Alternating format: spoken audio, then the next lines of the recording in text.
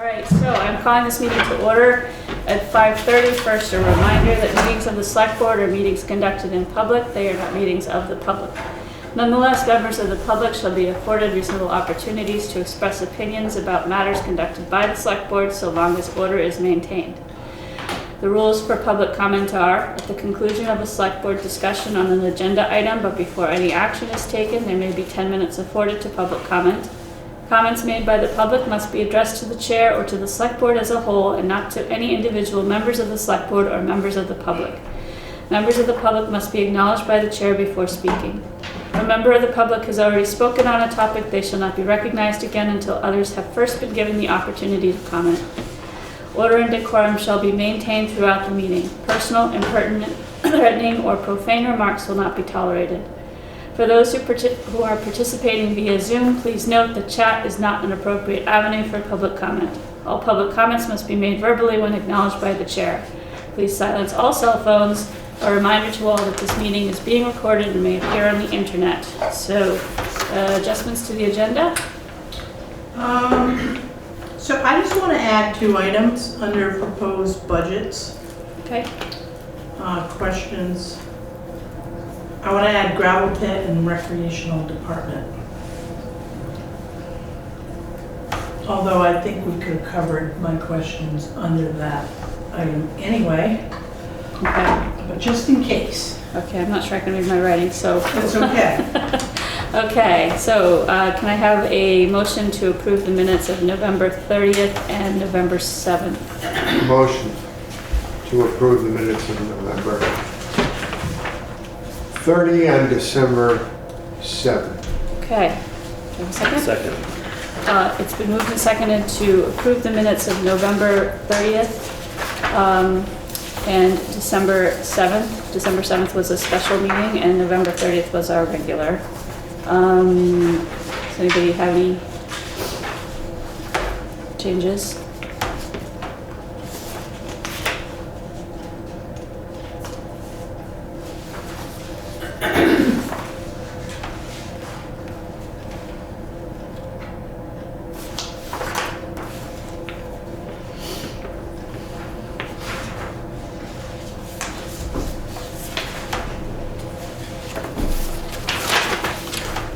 Anybody have any changes? Josh, do you have any changes? No, all set. All right. So hearing none, all in favor? Aye. Aye. All opposed? Okay, great. So moving on to public comment on items not on the agenda. Is there a public comment in the room? Is there public comment online? Anything among the Select Board?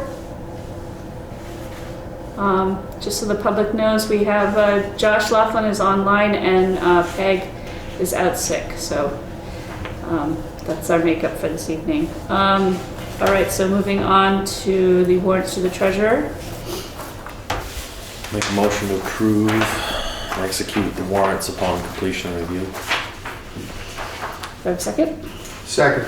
It's been moved and seconded to approve and execute the warrants upon completion of review. Karen? So payroll warrant dated December 16th, 2022 in the amount of $18,131.29. So nothing unusual with this. Okay. We haven't really started the overtime yet. I predict that's gonna happen soon. No! Accounts payable warrant dated December 3rd through December 16, 2022 in the amount of $90,899.14. You will see an amount of $633. Those are the Group C social agency appropriations Okay. that we have paid out on this warrant. So all of the social agency appropriations have been paid out for the year. Okay. I don't know if there's any other thing. We also, just so you know, any appropriation that was voted on at town meeting, actually, they all got paid, even though one didn't want that appropriation. I suppose they can always give back. Well, it just makes for the bookkeeping Mm-hmm. a little messy, so. Right. So I did send that check out Okay. because it was voted on and it was approved, so. There is a M&T Bank loan payment for $8,374. That's on the fire department Chevy pickup. Okay. We have one more payment on that. And everything else. There was one small, let me see if I can find it. There was a refund for a cemetery plot. I can't remember the name, but it's in here. Okay. So that's kind of an unusual.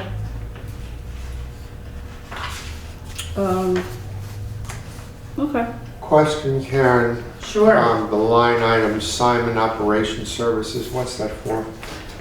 That is our monthly wastewater treatment Okay, contract. So we have one for sewer and we have one for water. okay, thanks. Sandra Hartley is the person that we refunded the cemetery plot. Okay. Okay? Mr. Fairman, you have a question? Yes, Madam Chair. I didn't mean to interrupt the discussion, though. Well, I mean, we're just asking questions, so if you have a question, that's fine. Okay. My question probably would be answered by the town manager.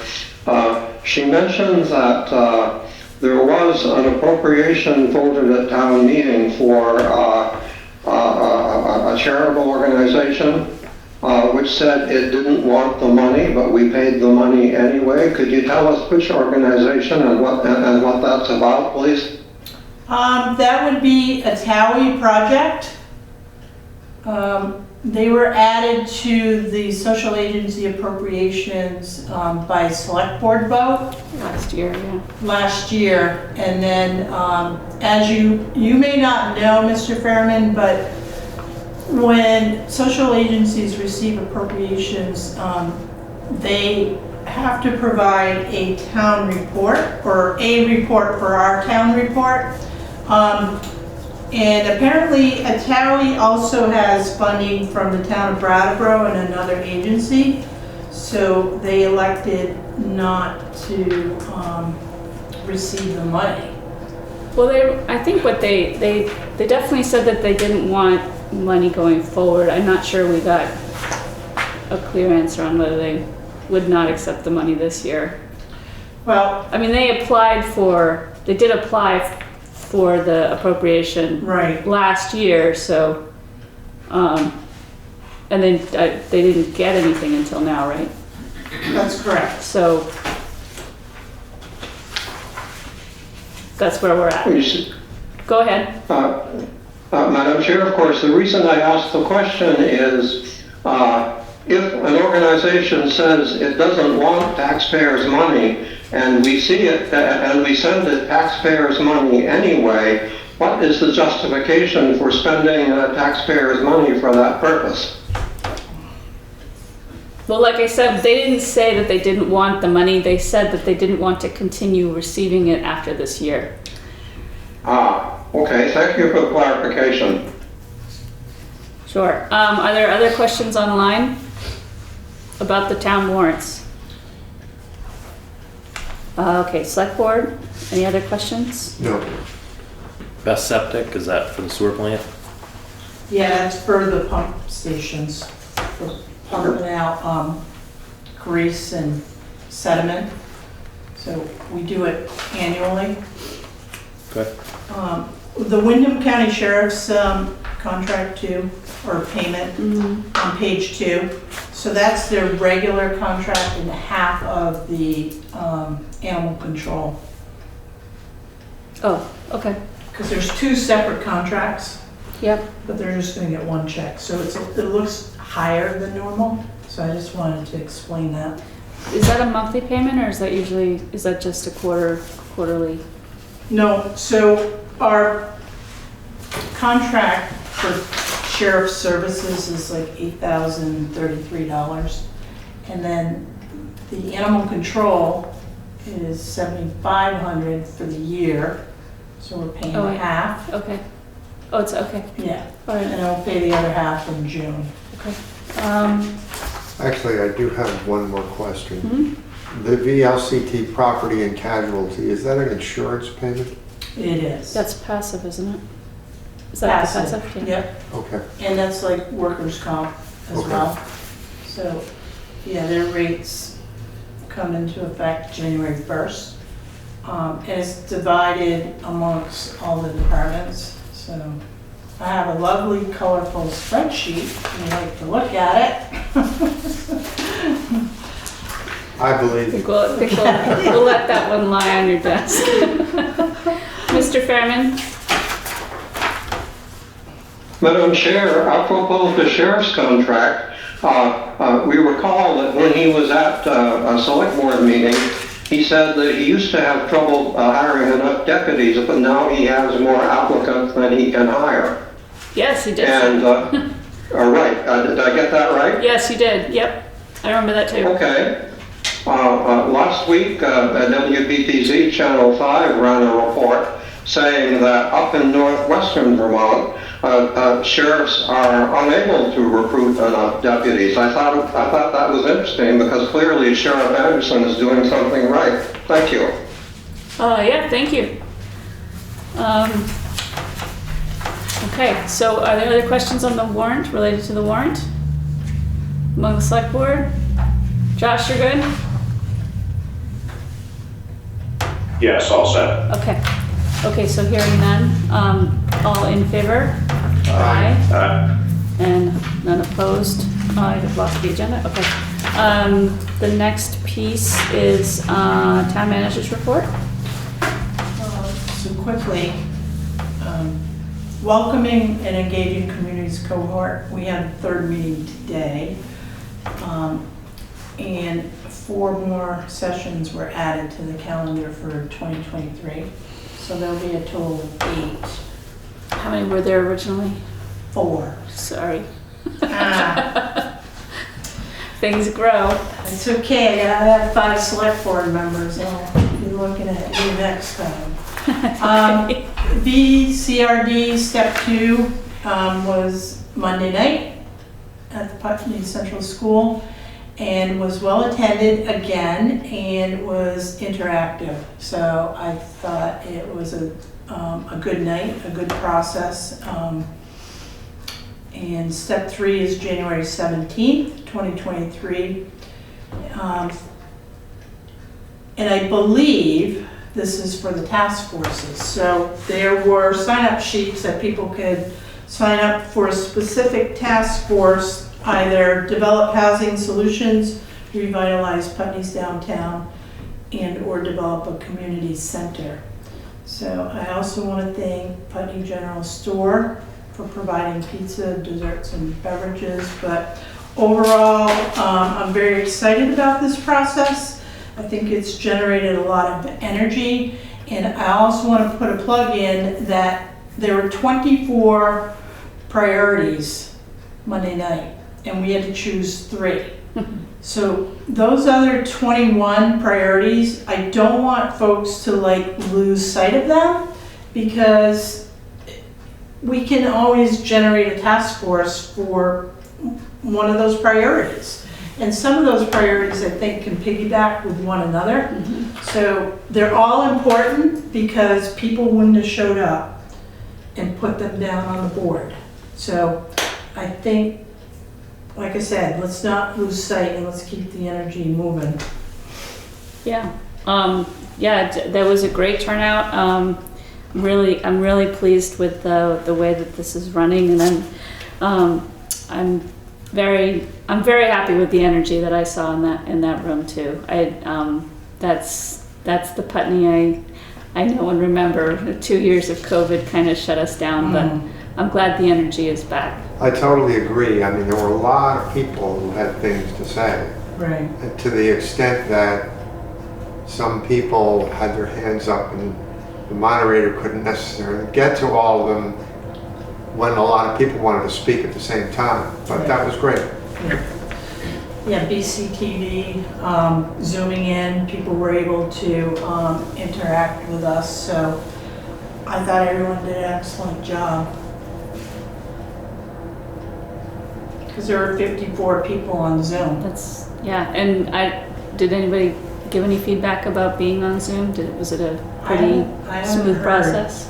I'm not Not sure. sure anybody there was on Zoom. Just a question. Right, It seemed from where I was sitting that it was a very seamless process. But yes. Yeah. We had good seats. So local solutions for local housing needs, I attended with Eileen and Michael Maricki.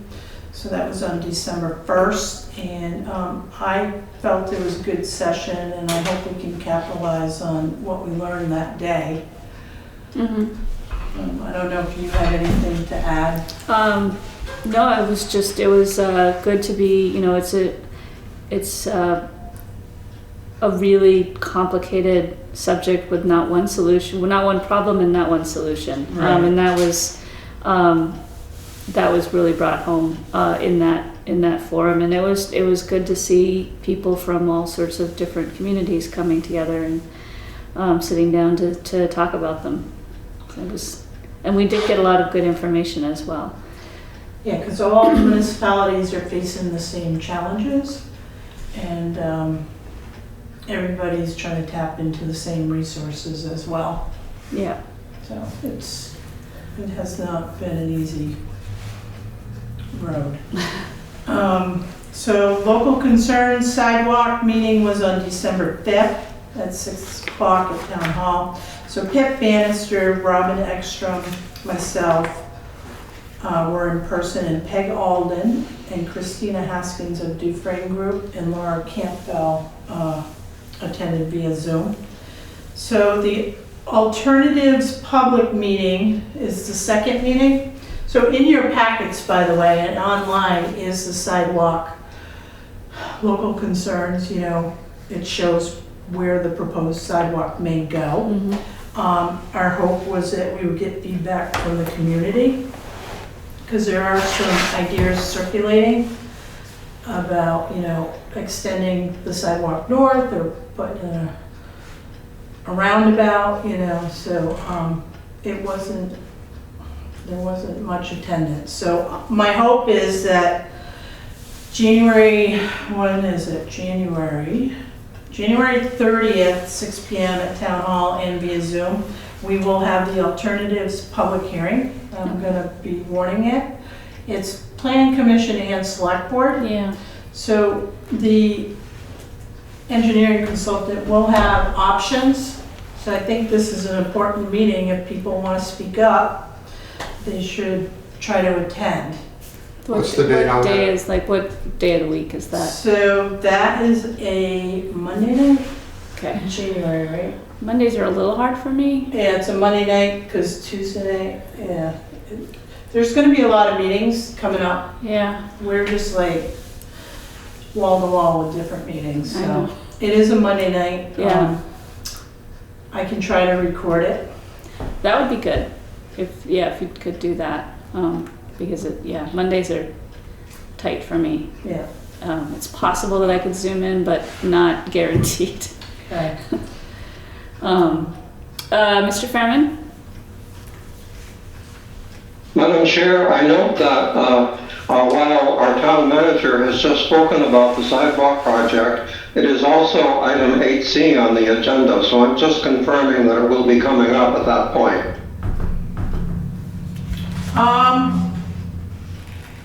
Yeah, I suppose they could put it all on, under there, couldn't I? We can bring it up again. Yep. It's just, I would like to add a little something, but I want to put it at the right place, that's all. Oh, yeah, okay. Yeah, how about if we leave it, under item C for the select board items, Mr. Fairman? Sure. Okay, thank you. All right, thank you. Yes, we could have very shortened this, so I will add Sorry, more we can add when we things get more to than it, okay? Special Planning Commission meeting on December 19th, which is another Monday at 7 PM to work with Brandy Saxton. She's the consultant from PlaceSense. So she's gonna work with the Planning Commission to review existing town plan, mapping and draft of the enhanced energy plan. Okay. So she's going to assist with drafting the updates to the plan, sections, and the enhanced energy plan, assist the Planning Commission and Select Board in presentation of plan at public hearing. So the town plan is a process, and we do have to have a public hearing, and the Select Board does have to be a part of that process, because you're gonna be the ones to adopt it, okay? So whether or not you attend these meetings like this, you can probably get caught up by reading the minutes, but I would recommend you start being a part of the process, or at least catching up on the Is process. there a date for a meeting? December 19th, Which is Okay. Monday again. but the public hearings Yeah. haven't been. Oh, they haven't been scheduled, No. okay. And not only are we gonna have a public hearing, but Amy Sheldon also will have one. She's the natural resource consultant. And she's in high gear right now, working with the Planning Commission and the Conservation Commission. So, again, there's minutes to every single meeting they've already had. So you can review those to get caught up. I believe you all have a copy of the town plan. Yep. Yes. All right, thank you. Let's see. Oh, Josh? Sorry, I didn't see you. I'm just wondering, the date for completion of that is end of fiscal year, end of calendar year? So, I don't have the contract in front of me, but I want to say it's the end of 2023, like October. I think that's right, yeah. You mean For to get plan the, to be beat. Right, but we may have to ask for an extension, Josh. Okay, So depending on how much work can be done in the next like 3 months. It's taken a few meetings, and I spoke to Amy Sheldon last week and thanked her for her patience. And she has to redirect sometimes, and so I think we're all on the same page at this point. But if we can stay within the contract, I think we're gonna be better off. Otherwise, it may cost the town more money. Okay. Which I don't want to see happen. Town hall renovations, I wanted to update the select board thus far. So I have the 2005 feasibility study, and Lisa Papazian and I have met with Chip Greenberg. He gave us a contract price of $2,500 to look at the floor plan, work with the Historical Society, because at that time, they weren't in the picture and they weren't upstairs, okay. okay? So a full elevator was put into the new floor plan. Okay. But now what we need is a company to update the actual cost in that feasibility study. So we're looking at between $3,000 and $5,000.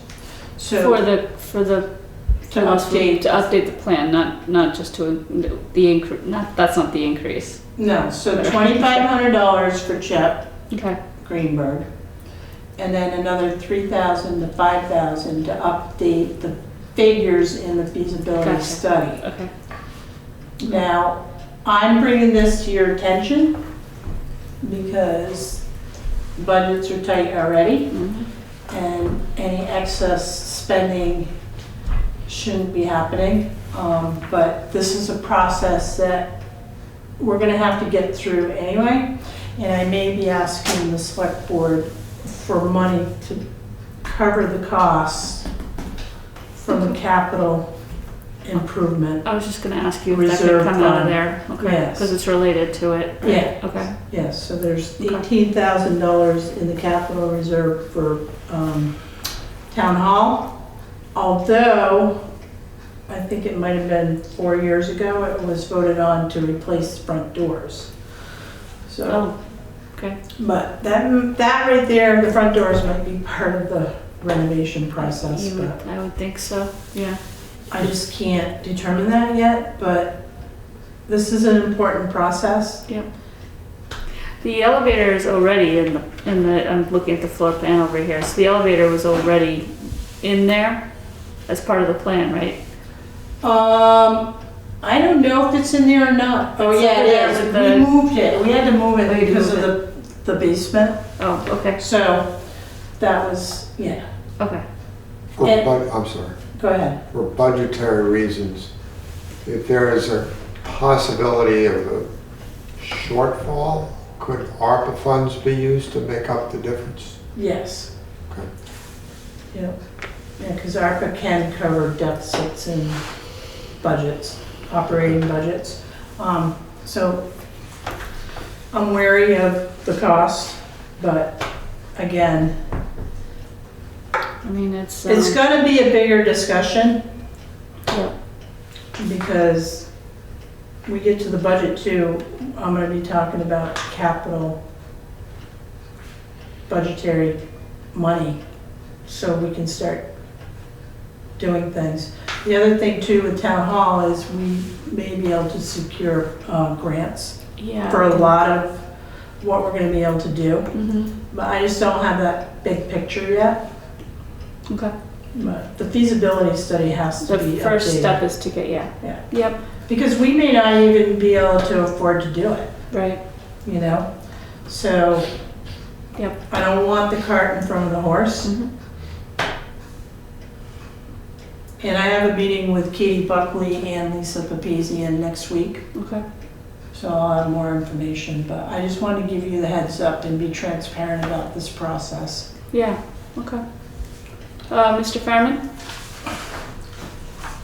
Madam Chair, architects such as Mr. Greenberg routinely estimate construction costs. So I'm wondering why we would hire some other organization to do this. He recommended it. So he recommended, Okay, thank you. yes. Yeah, I can speak to that. I mean, typically, Mr. Fairman, on something like this, it would be, yes, the recommendation of the architect, but it's usually a construction company Yes. or a construction manager that really specializes in that sort of a division of theirs is cost estimating. So there are a number of larger groups around that do that kind of thing for this sort of thing. I think it's beyond the scope of what Chip would be able to do in-house. Excellent answer, Josh. Thank you. One other item from the town clerk's office. So this is election notice. So petitions and consents for elected offices are now available at the town clerk's office. So at the 2023 town meeting, 5 town officers will be elected. So moderator for 1 year, select board member 3-year term, select board member 2-year term, lister 3-year term, cemetery commissioner 3-year term, and petitions containing the names of 20 registered voters and consent to run for office forms must be returned to the clerk's office no later than 5 p.m. on January 30th, 2023. All right, So so Anybody who wants to run for office, start hitting the streets. Get your petition. And that's all I have. All right. Is there public comment in the room on the town manager's report? Any other public comment online? Okay, moving on to boards, committees, and commissions. We don't have anything under that. So select board items, new business, the Smith, RHR Smith Auditor overview of the audit, which is Samantha and Kevin.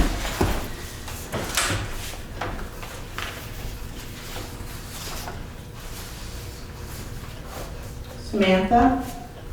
I'm here. All Hi, right. Kevin. Hi. You're more excited to see Kevin than you are to see me.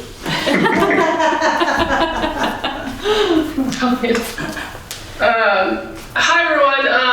For those of you who I have not spoken to before at a meeting, I'm Samantha Ruggles. This is my colleague Kevin Edwards. He assisted me in your audit this year. So I'm just gonna jump right into it. I'm gonna try to make this as short and sweet as possible so you guys can get on with your evening. I'm gonna kind of go over the same basic things that I have done in the past, starting with your general fund. So you started out the year with a $245,000 fund balance or surplus in your general fund. And you ended your year with a $208,000 fund balance in your general fund, which is about a 15% decrease. And the conversations that we've had in the past, I've just kind of explained to you how we like to see you guys within that 30, 60, 90 days of your next year's budget. So I'll do a calculation of your 2023 budget, divide that by 365 days to see estimated what your estimated spend per day, if you will, and then multiply that to see where your fund balance lies. Because ideally, we want your fund balance of your general fund to be able to cover at least 90 days. If for some reason, when you vote in March, that budget doesn't pass. So it's really, we want to show that you have enough in your general fund to hold you over until you have a budget that passes. And so based on that calculation, you guys are sitting in that, right in between that 30 and 60 days. I think it's about the same as last year. And I know we talked about a couple of ways to kind of, safeguard you guys from that, of like establishing reserve funds for some areas and things like that. But you guys are sitting in that 30, 60, 90 days. It's not bad. Obviously, we'd like to see it higher, but you guys are sitting right where you should be. I mean, we'd like to see a little bit higher, but you're not in a bad position. Moving on to your highway fund. Your highway fund did have a little bit of a decrease in their fund balance this year, mainly because in last year's town meeting, it was voted to use up to $163,000 for a new loader, I believe it was. Yes. Karen, concur? Yes. Yeah. So you guys did not use all $163,000 of it. You used $145,000. So that's where a majority of that decrease came from. So it's leaving your highway fund balance at about $111,000 at June 30, 2022. With that being said, going into 2023, be advised and keep in mind that you have voted to transfer about $92,000 into your newly established highway capital reserve fund. So when you look at that $111,000, you're still sitting in that between that 30, 60 day time frame that we'd like to see, but $92,000 of that is going to be moved into a separate fund. So when we're talking about operational, just keep that in mind. So that would ultimately, if we're talking realistically, bring that fund balance down to about $18,000.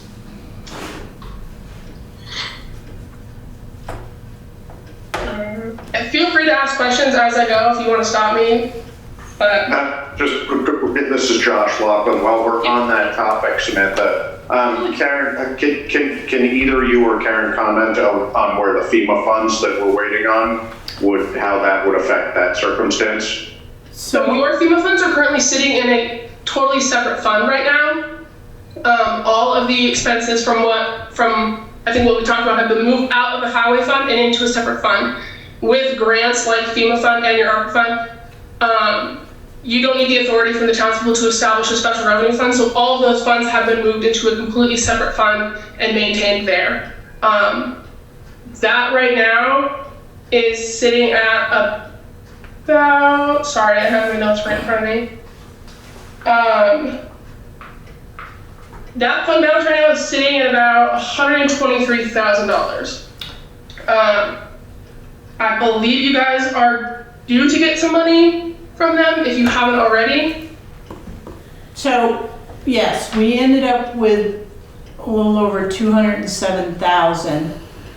And I anticipate that we're gonna be seeing another, well, it was about $800,000, but we have to take our expenses out as well. So, Right, exactly. I anticipate, rough estimate, that we should have a surplus of $330,000 just from FEMA.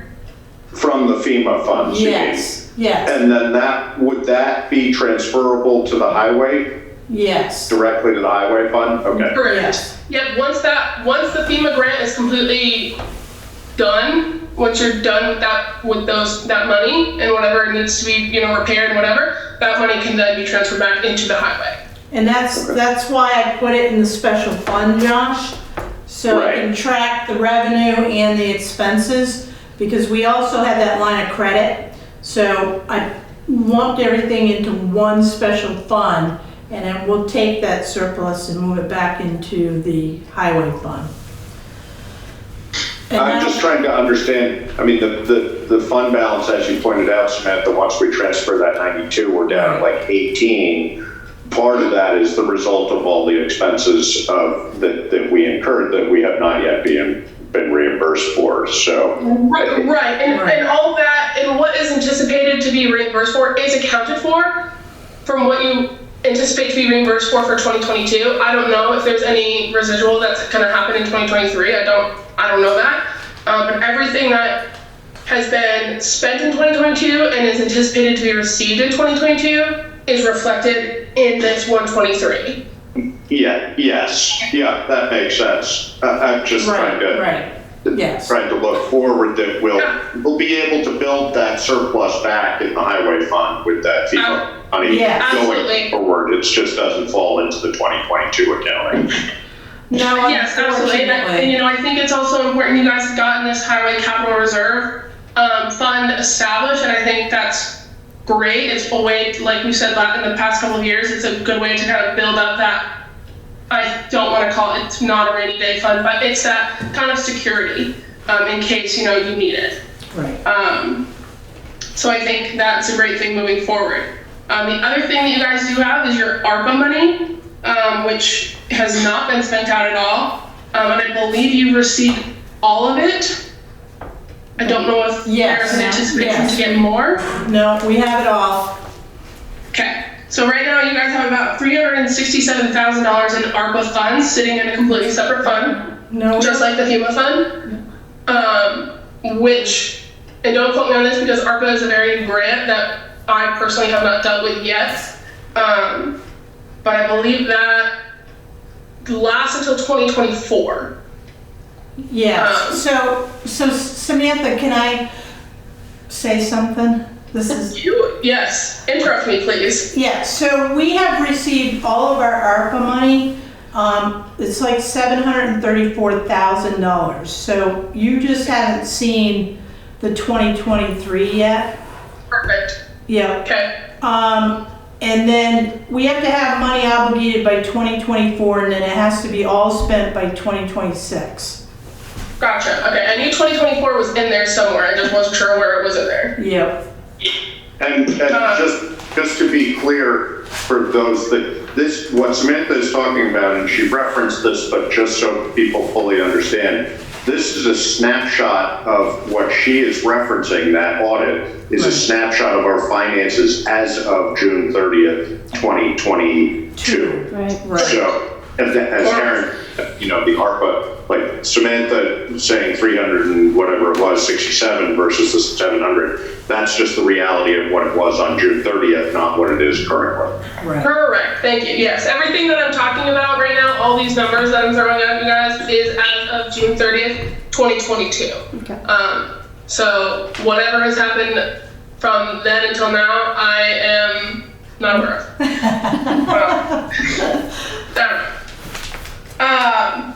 So I do want to point out that your,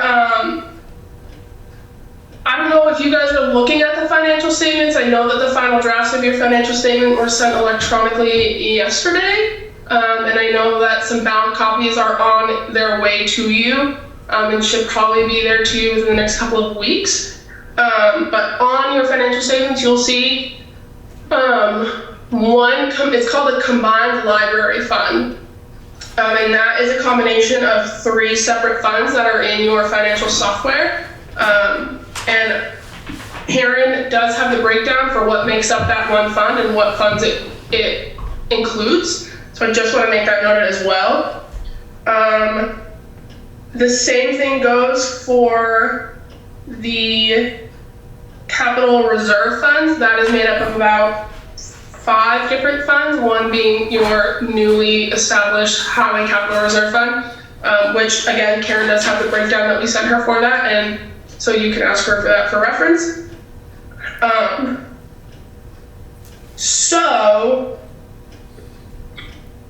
moving on to some other items that you will notice on your financial statements, and I just want to point them out now. If you have questions or you need clarification, I'm more than happy to answer those questions when you get your financial statements or when you have the time. So one of the biggest confusions that we have with people is the difference between net position and fund balance. So when we're talking about fund balance, we're talking about the money that you have available to you. When we talk net position, that includes all of your capital assets, all of your long-term and short-term liabilities, which that is not something that we want you to reference when you're looking at for your budget.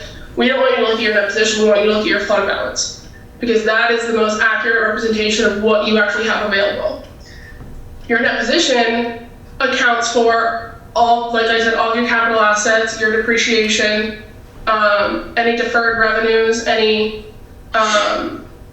long-term liabilities, so your debt, any notes or bonds that you have. And the reason I'm explaining this is because we did a restatement of your net position because, which leads into one of the items that is on your management letter, we did some searching during our time, and we wanted to get the full picture of what you guys had in terms of capital assets that was not recorded on your software. And in the past, you guys, your town office has maintained their own capital assets on Nemrick's fixed asset software. And so we wanted to make sure that we were capturing, that software was capturing everything that you guys had. So infrastructure, equipment, and all that kind of stuff. We took a trip to the fire department. We wanted to make sure that we were getting everything.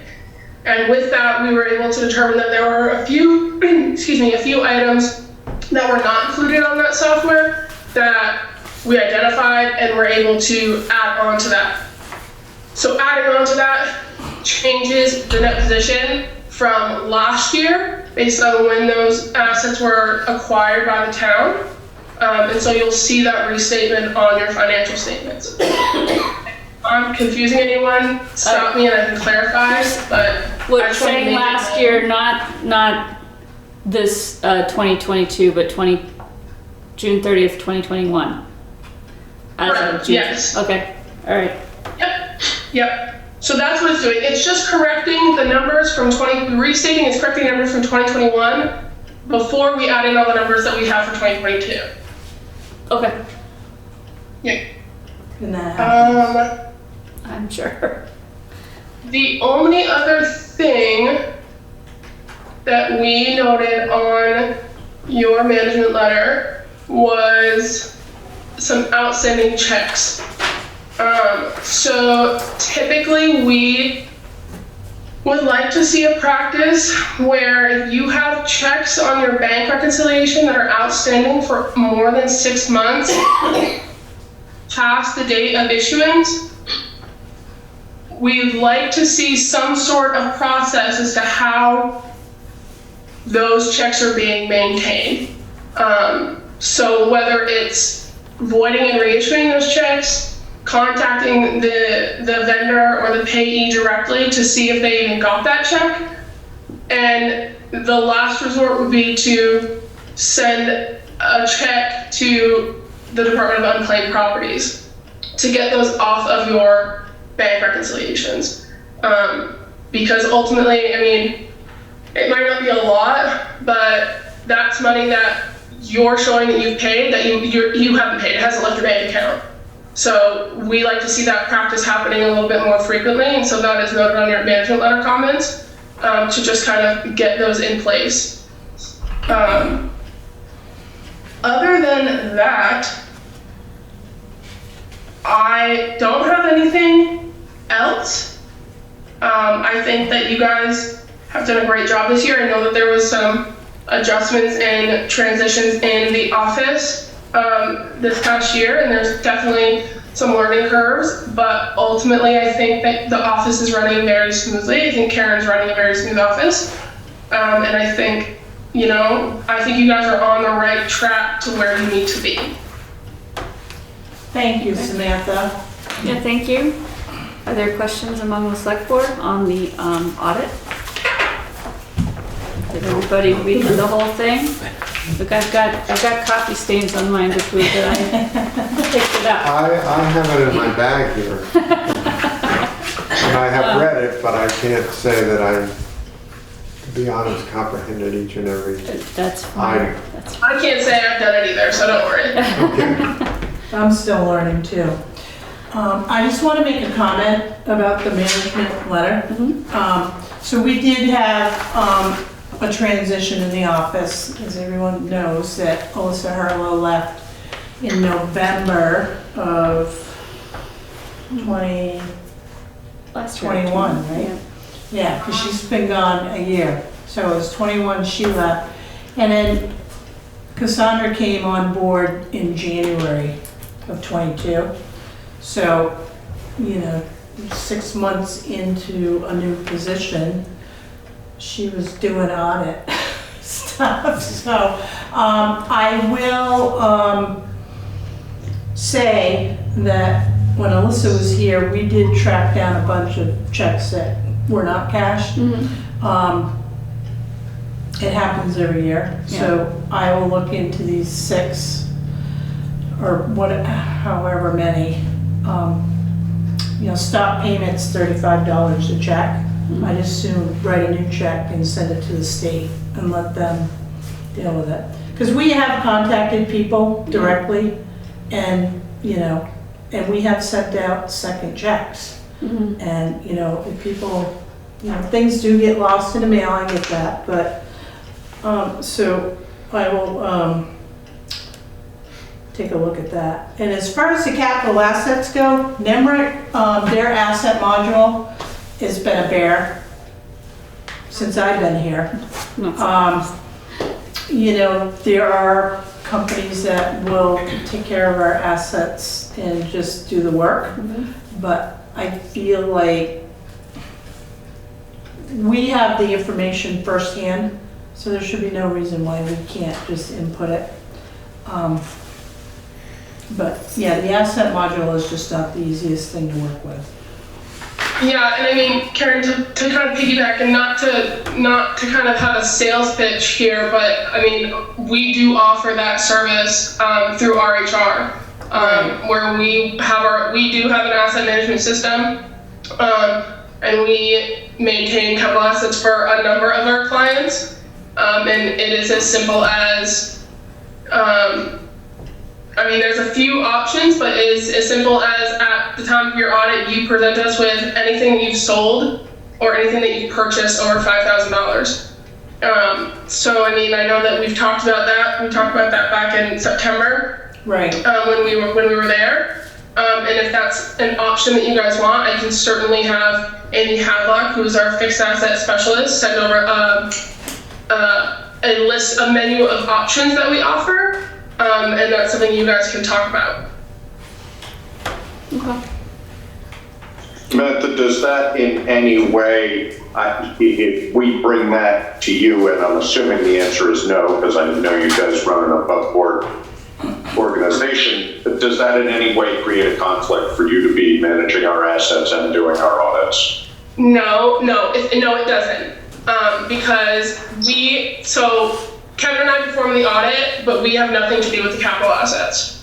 So a completely separate person in our firm maintains the capital assets. So we call it a risk, is mitigated because the audit team and the fixed asset is a non-test, it's an accounting service. We have nothing to do with each other. So Amy handles the service for fixed assets, and we handle the service for audit, and we don't commingle. The only time it ever commingles is when you're getting your financial statements prepared. So. Thank you. Yep. Thank you. Mr. Fairman? Madam Chair, first a comment and then a couple of questions for the auditor. My comment is a check, an outstanding check that was dated 6 months ago. As far as I know, that check would be considered stale dated by any financial institution and they would not cash it. Now, this is something you could check with whichever bank we deal with, but as a former banker, I'm pretty sure that standard practice is more like 3 months, or they simply say you have to get a new check. So that's my comment. To the auditor, 2 questions. First one is your independent auditor's actual report ready yet? Yes. So to follow up on your question, I do think you're right. I think that after 6 months, banks do consider them stale date. I also think, I don't know, I've heard that it's a practice that there may be a date on the check now. I'm not sure, but I agree with you that I think a lot of banks or financial institutions might consider 6 months to be stale date. To answer your question, yes. So your final auditor's report and everything that was sent out yesterday to Karen. Which will pick Okay, up on... Whoops, go ahead, Mr. Fairman. Okay, thank you. So therefore, since your independent auditor's report is complete, I ask, did you issue an unqualified opinion? Yes. Yep. Thank you. And then my second question is, I'm assuming that your independent auditor's report on internal control and on compliance and other matters is in there. Yes, absolutely. If there are any concerns that have been expressed, which would be the most important concern? The most important? Ooh. It sounds silly, but I think it'd probably be the outstanding checks. So the capital assets, which is listed on the management letter, which was one of our concerns, has been mitigated. It was mitigated when we were there for audit in September, and so, but we still have to note it, that it was something that we discussed and that we brought up to you all.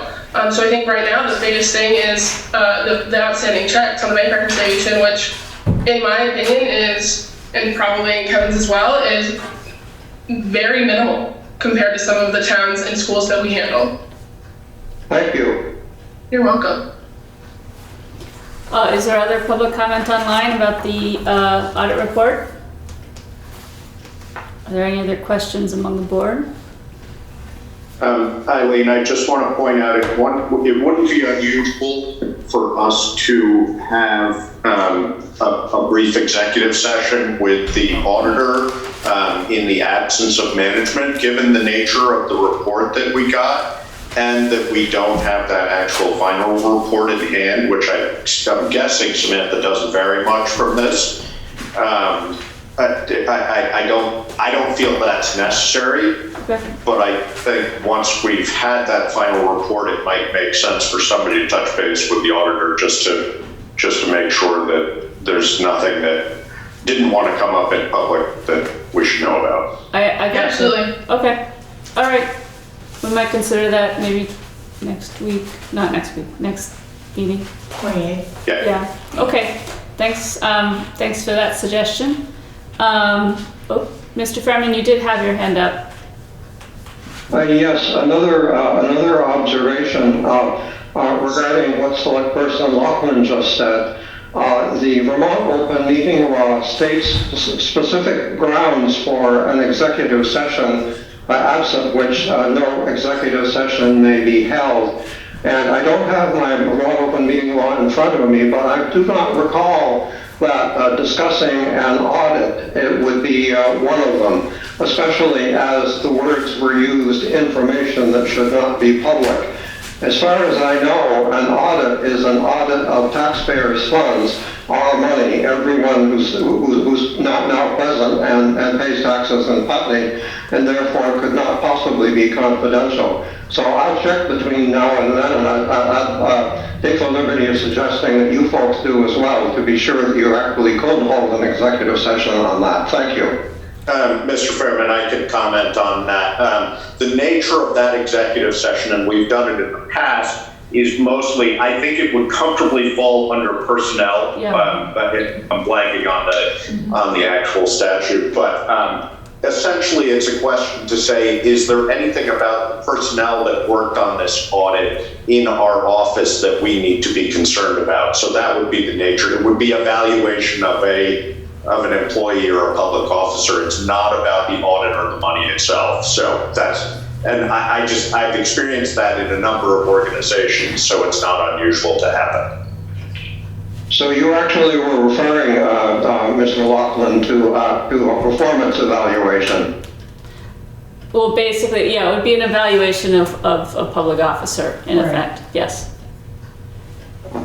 Thank you. In which case, you would have afterward an open session to make a decision. But that of course will happen in the event. Thank you for clarifying that, Select Person Lachlan. Yeah. Thank you for bringing it up. Okay. So, is there other comments among the Select Board on the audit? Is there any other public comment online?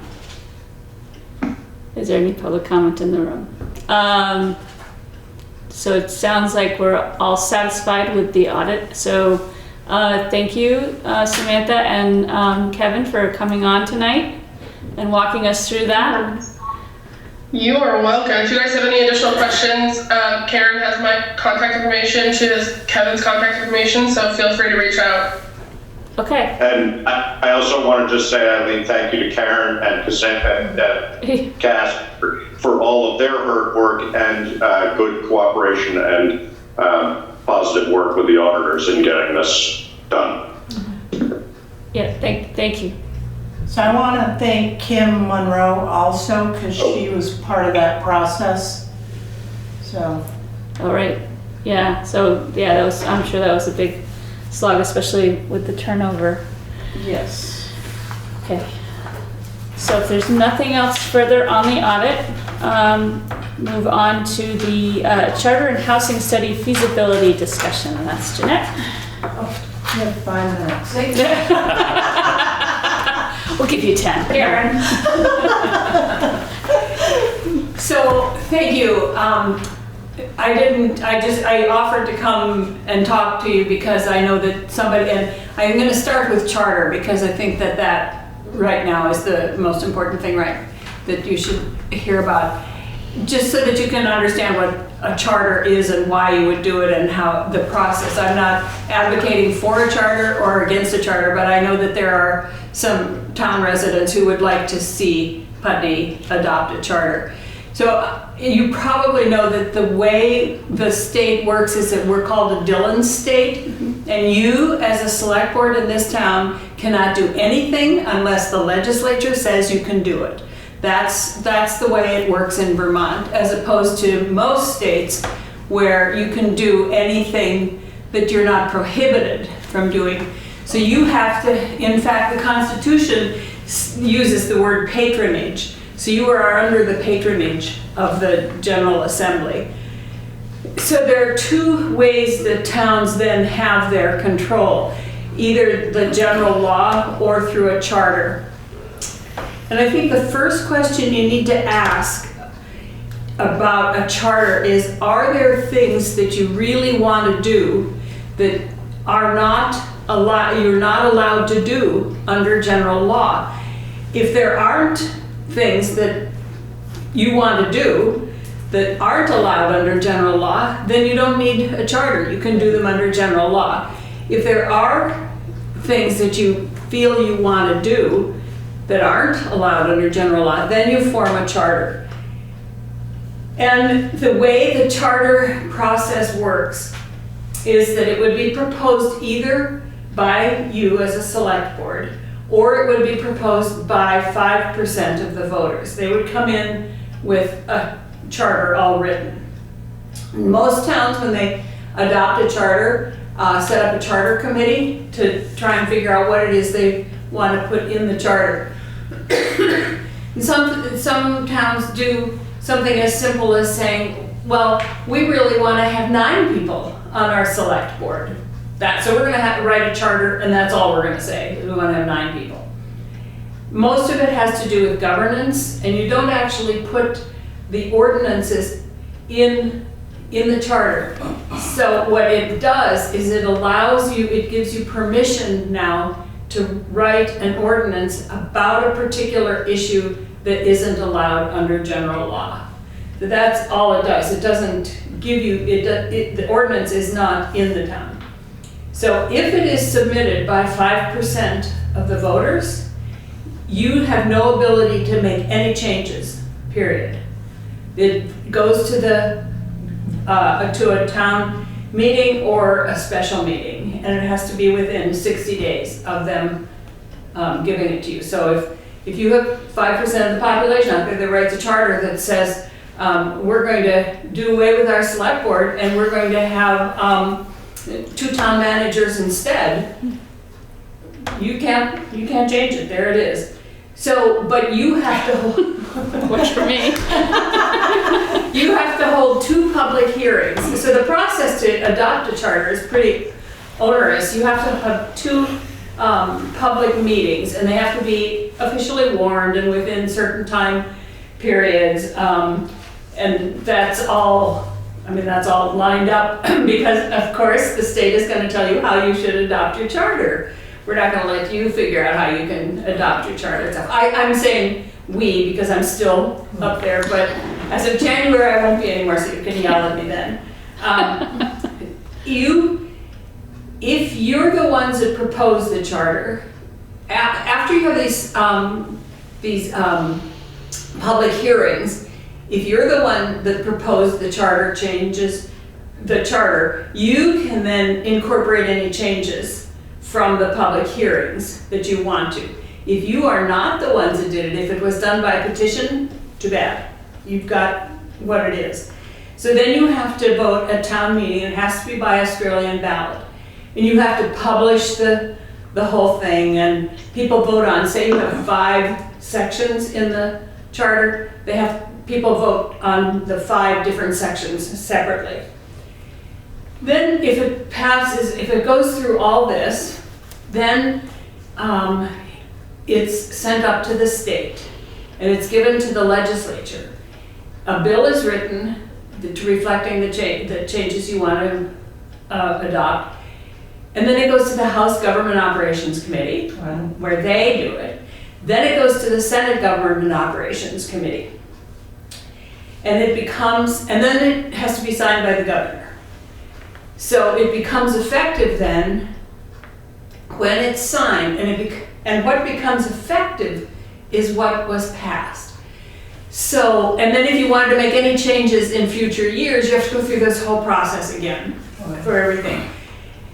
And I'm saying just be a little bit careful about what you wish for here, because the General Assembly can make any changes they want to your proposed charters, whether the voters voted on it or not.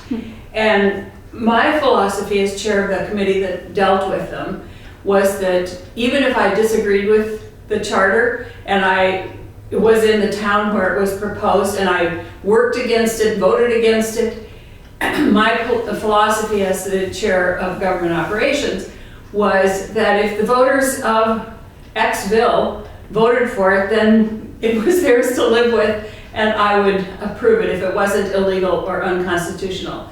That is not true of all chairs of those committees.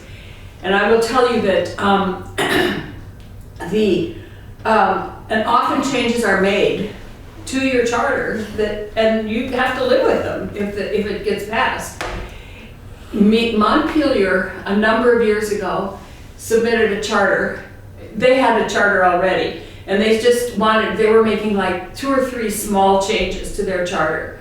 And the House Government Operations Committee got a hold of it and completely rewrote their charter. Wow. Completely rewrote it.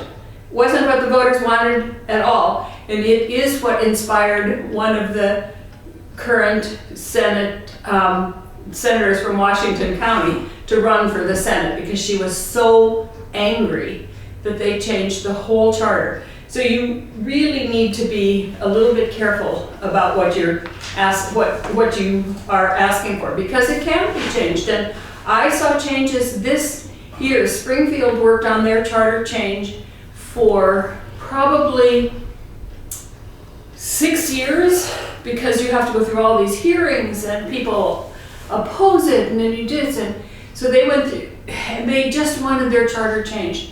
And House Government Operations Committee changed it.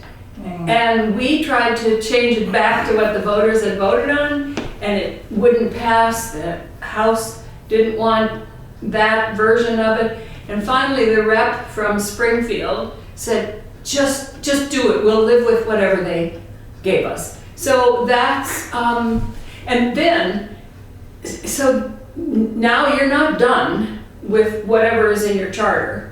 So you wrote your charter, and one of the things, for example, I think that one of the things I heard that people were interested in having a charter for was so you could have rent control. Mm-hmm. You can't put that in your charter. You can say the select board has the ability to write an ordinance about rent control. Now you have to go through the whole ordinance procedure to write an ordinance around rent control. Mm-hmm. Because just because you put in your charter that you can adopt an ordinance does not mean you have rent control. You have to go through the ordinance process. And granted, if you wanted to have rent control in Putney, you can't do it without a charter. It isn't one of the things that you're allowed under general law.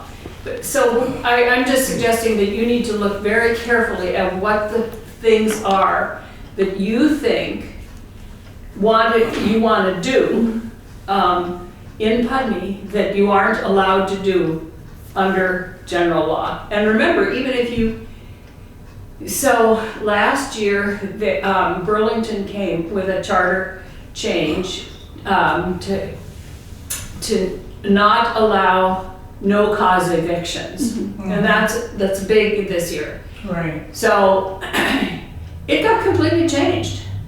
So what the voters on Burlington voted on isn't the bill that passed and the ultimate charter change, and then the governor vetoed it anyway. So it's a long process, so I'm just suggesting you should be really mindful about what it is you want to do that you can't do without a charter. Does that? I don't know if you have any questions. That's an excellent explanation of a process that I had no familiarity with. I appreciate it. And I have one quick question. Sure, anything. Is this written down anywhere, the process that you just described? Oh yeah, the Vermont League of Cities and Towns has it all written down, and it's there, and yeah. Okay. Yeah. And the Secretary of State's office has all the information also, and I can send you some links if you want me Okay, to, that'd be but good. it's just, you just can go to Vermont League of Cities and Towns. In fact, you could just type in, how do I create a town charter in Vermont? And Yeah, it'll send you okay. right there. Okay, so I imagine that most, I don't know how most of these charters got born in the first place, but, you know, let's take Brattleboro, for example. I know that one of the major impetuses for them to write a charter is that they wanted to go with a representative meeting instead of town meeting. So I think that was their impetus, but I believe other things, you know, came up along the way. So I imagine it would have to be something fairly significant, maybe even a bunch of different things that are piling up on us that, you know, we're just like, we really want to do these things and the state's not letting us, to make it worth our while, especially as a small community. Yeah, and think about, so last year we had a bill that would have changed a lot of general law and given towns much more flexibility. Just one of them is, you know, your highway funds, you were talking about that earlier, you have to keep them separate, right? Not anymore, right here it passed. July. So there are movements by VLCT to work with the General Assembly to try to allow more flexibility for towns without having to do a charter. But yes, I think you're right. It needs to be something that, I mean, you could write a charter. At one point, I think it was the auditors couldn't be from out of town. I mean, the listers. It was one of them that couldn't be from out of town. Okay.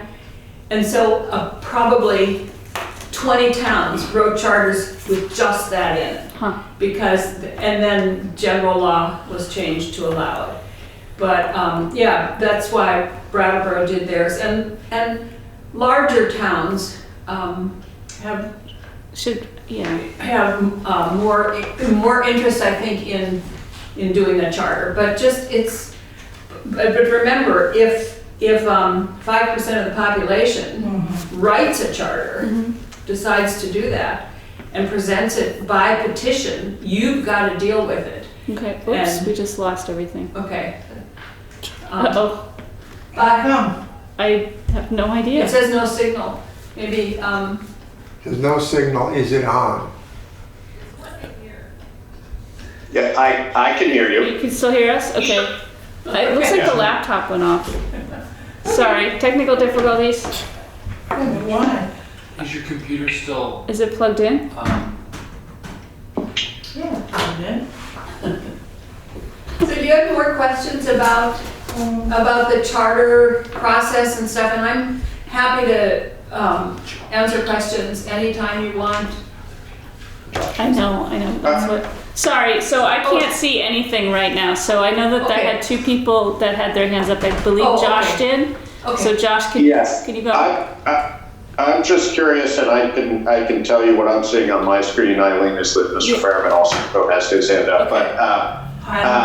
But is there? I have missed a couple of recent meetings, but I'm just wondering why we're talking about this. Is there a movement afoot that I'm not aware of? So or is this just for our education? Yeah, so I got an email from a concerned citizen, specifically, I believe, about rent control, right? And I'm not entirely sure how Jeannette got into the process. It might have been a conversation between me and Mike.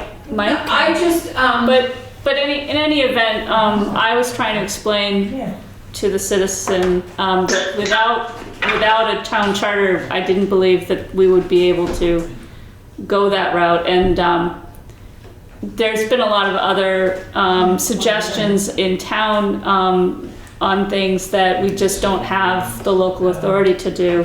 So it made sense to have an explanation of the way that we possibly could do this and possibly the pitfalls in doing so. So that's where, that's where, now we're rebooting. Oh no, we're doing updates. Okay, so. I just offered to, because I've been dealing with this issue for 20 years in the legislature, I just offered to come and walk you through the process. And I think that, but remember, even if you wanted to take rent control, for example, if you if everybody in town says, yes, we should have a charter so that we can have rent control, then you still have to do the ordinance to have rent control, and the town still has to, you have to adopt an ordinance and go through that process. So it isn't, and I know that one of the other things that was brought up was crosswalks. Yes.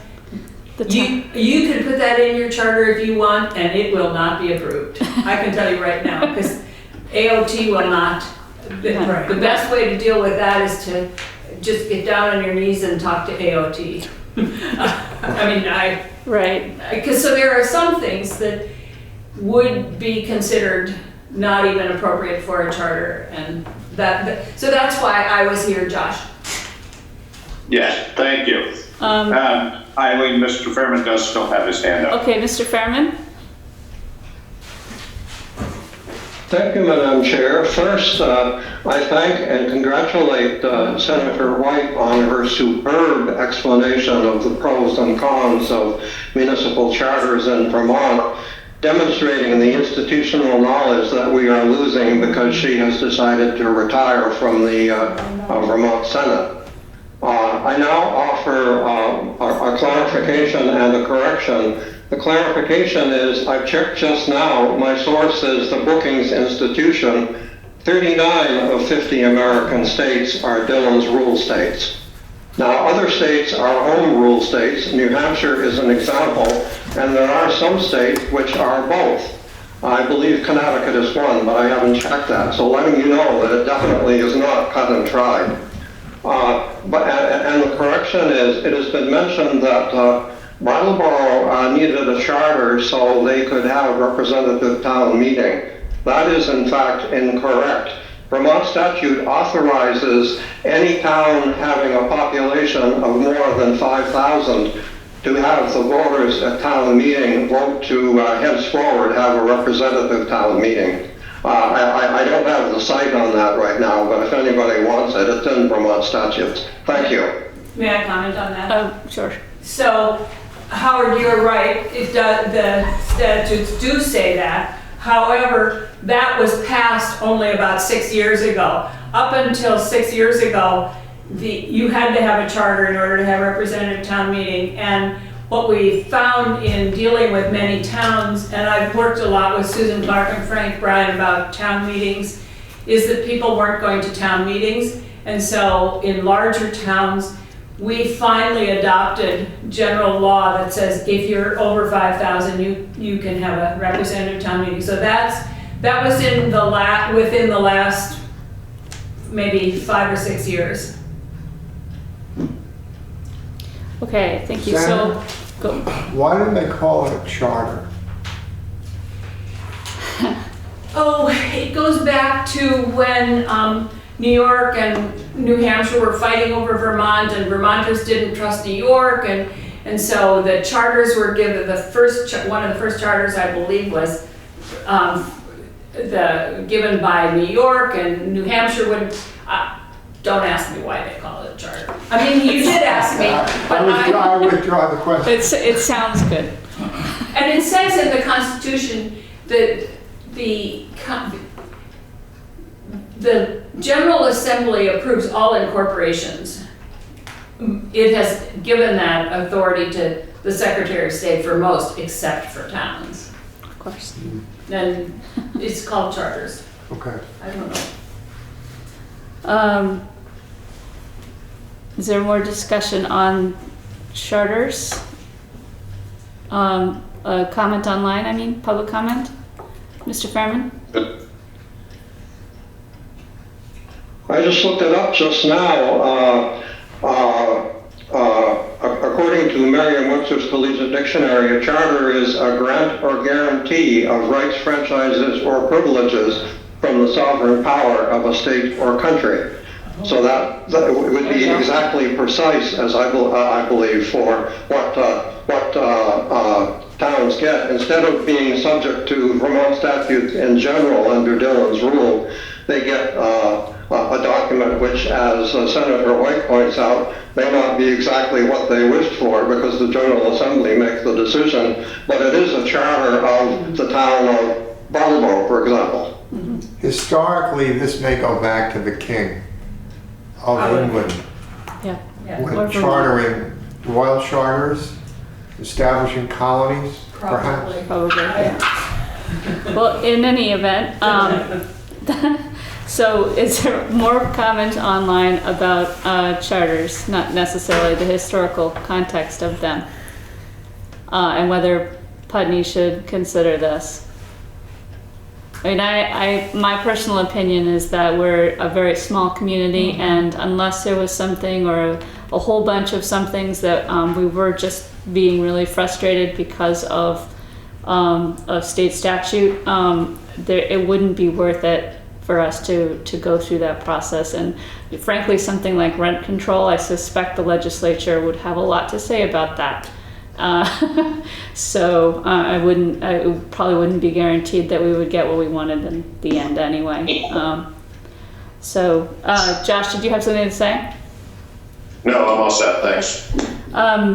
So can I just make a quick comment? So I spoke to legal counsel too, and he agrees with your comment that Putney is a small town, and it wouldn't be worth it, only for like one or two things. Now, can you confirm that, like the local sales tax? So towns need to have a charter for that at this moment. At this moment, a town would have to have a charter to do a local options tax. Right. I did do some looking into that. In Putney, you would end up with about, if you did a 1% sales tax, you would end up with about $25,000 a year. That would be your take.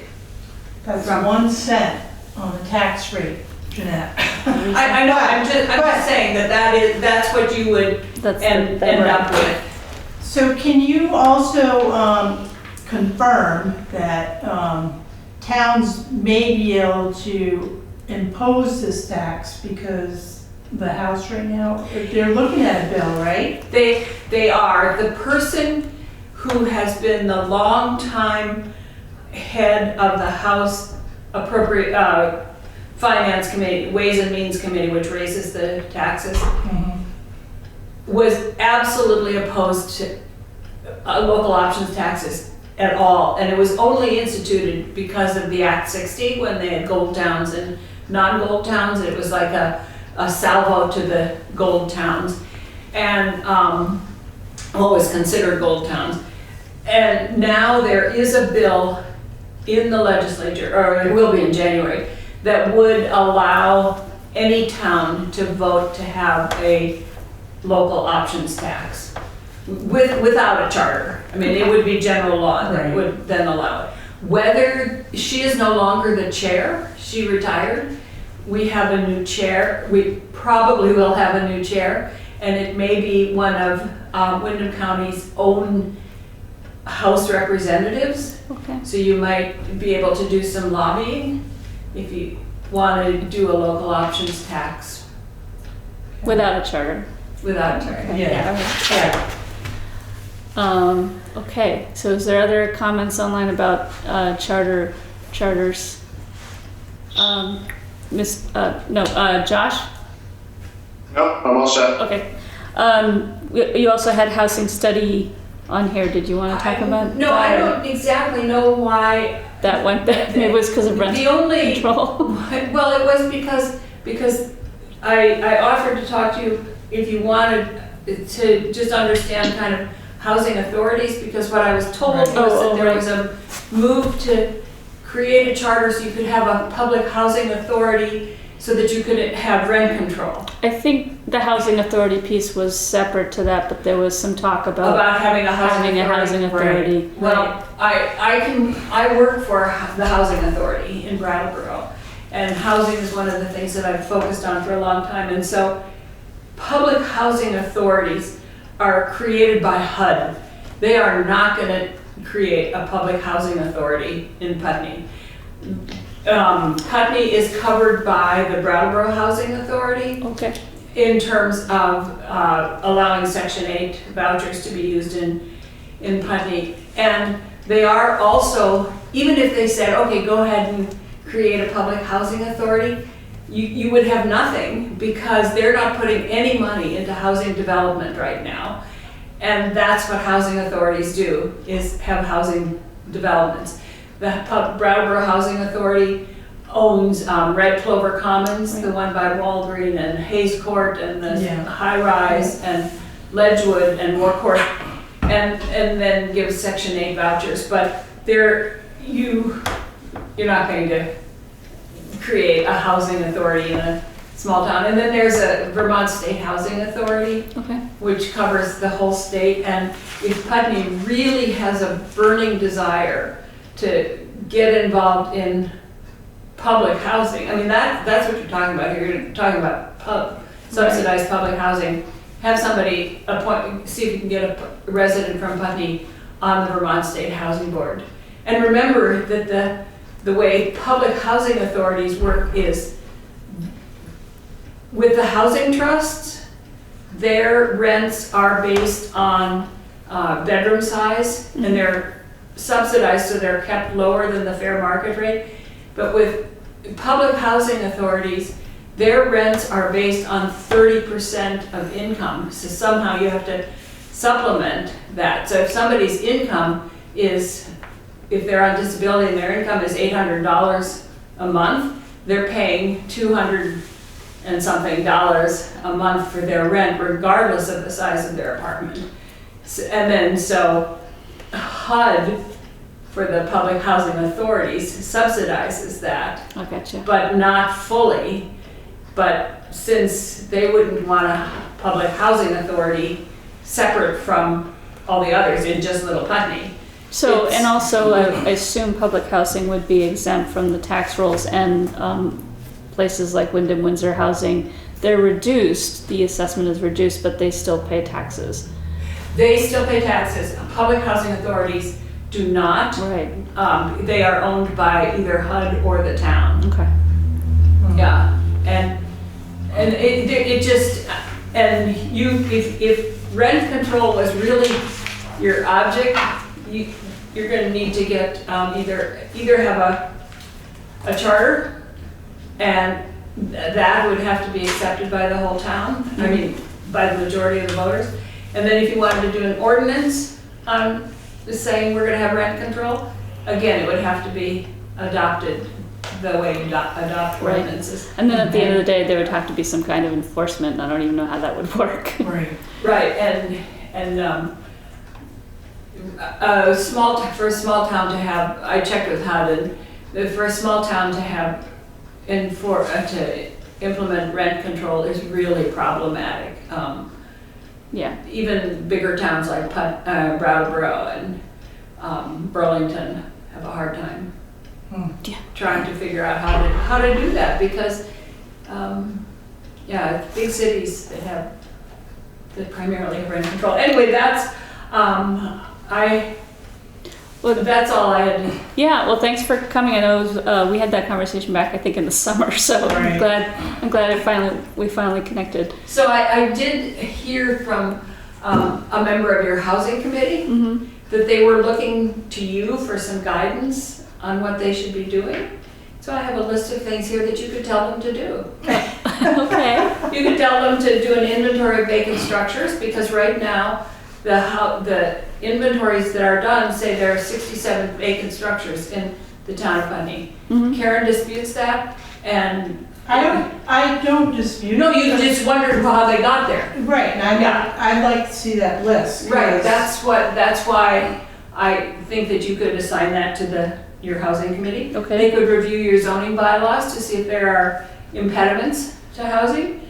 You could have somebody look at your water and sewer and where you have possible extensions, and you're not talking here just about subsidized housing, I assume. You're talking about housing. The need for housing in general. Right. So you could look at the water and sewer, the lines, and where you can do it without major extensions, and do you have the capacity, and how much do you have the capacity for? and review the housing studies that are already done. There are a ton of them out there. There are So you lots. can assign that to your housing committee. Somebody did say to me that we're looking for guidance from the select board, so I thought I'd give you a list of things for you to tell them to do. Well, thank you, because right now what we have is an affordable housing committee, and I think one of the things that we want to do is we want to redo the resolution on that committee and make it, and probably expand it. Yeah. And also, you know, in conjunction with the VCRD task force that will be created. You know, I don't know how the interaction with those two will go, but I think in general, this is a topic that is obviously on the minds of everybody in Putney and the state, but it's definitely a need, and there are, like the housing solutions forum that we went to, there's myriad problems and lots of solutions, and we just need to connect all the dots. Right. And when people say affordable housing, they almost always mean subsidized housing. Right. That is not true. Affordable housing Should is be what affordable. people at different levels of income can afford. Right. So, yeah, anyway, Yes. thank you. Yeah, we should all be able to afford our housing. Yes. Mr. Fairman. Thank you, Madam Chair. A question for Senator White to, I've drawn an inference here and I want to clarify it. Do I understand correctly, Senator White, that no Vermont municipality currently has rent control? You know, I don't know if they do or not. I just know that people have been talking about it for a long time. I don't know. I don't know if Burlington, I would assume, would be one of the few that would, and I don't know that for sure. Yeah, I don't know either for sure. I follow the news from up there, and I've they've been talking about it, but as far as I know, they've never actually enacted anything. Yeah. And then the question arises, are they in fact allowed to by their charter, which I haven't looked at. I don't know if they've put that in their charter. I know they put just cause evictions and some other housing stuff and rent stuff in there, but I don't remember they've ever asked for rent control. Thank you. Okay, thank you. Are there any more comments on the select board? Are there any other public comments online? Okay, I think. I will just tell you that the topics that we covered in government operations are really dear to me, and one of them is municipal government. And so ever I can answer any questions from the state's perspective, not necessarily the laws or anything, but just from the state's perspective and what might be the atmosphere in the House or the Senate about doing certain things, please just ask me. It is something, municipal government is something I really love. So, All right, thank just you. ask. Karen knows. We will. We will. All right. Thank you for your time. Thank you. That was more than 5 minutes. I'm gonna leave now before somebody throws something at me. Fair enough. All right, Bye. thank you so much. Don't forget your book, Jan. Oh my goodness, thank you. I wouldn't know what to do next. Yeah. The time to take that. Oh, I've been asked to take a 5-minute break, so it's sometime 7:05. So let's reconvene at like 7:15. Is that okay? Sure. Yeah, that's more than 5 minutes, but Yeah, 7:10 sounds good. all right, 7:10. 7:10. 7:10. All right, we'll reconvene at 7:10. Thank you. Have returned. It's about 7:10, and the next piece on the agenda is the Putney Landing Pedestrian Scoping Study, which we have heard about, but A little bit. we've heard about a little bit. Yeah. I can finish. Okay. I don't really want to start over. So again, the alternatives public hearing is scheduled for January 30th at 6 p.m. in Town Hall. It'll just entail evaluations of options along with a matrix. The final presentation will be scheduled in April 2023. So in your packet, there's like a presentation that was given to us by the engineer. In there is a map that shows rare species. They discovered like ag soils, which are, apparent in the area. And the interesting thing was the urban soil background, which is that like purple or blue overlay. And black on this, but yeah. yeah, so what that is all about is it refers to contaminated soils in well-developed areas, mostly from like vehicle exhaust. So, and this is a state map, so, Pip and I looked at Pip, I said, did you realize that? And he's like, no. So it's like, it's very interesting because as you can see, it is like right over the gardens, and it's, so. The things the things get researched and the things you find out about. Right, so it's ag soil because it's floodplain, which makes good ag soil, but the reality is that this area has already been previously disturbed from the highway and from Route 5. Right. And so it's not as pristine as it appears. Yeah, right. Pip and I are gonna be researching like costs for V-Trans ADA compliant sidewalks, which would be like, from the co-op all the way up to Landmark College. Off the top of my head, I don't know what the third phase costs the town, but we also had a grant, but I need to look into that a little more.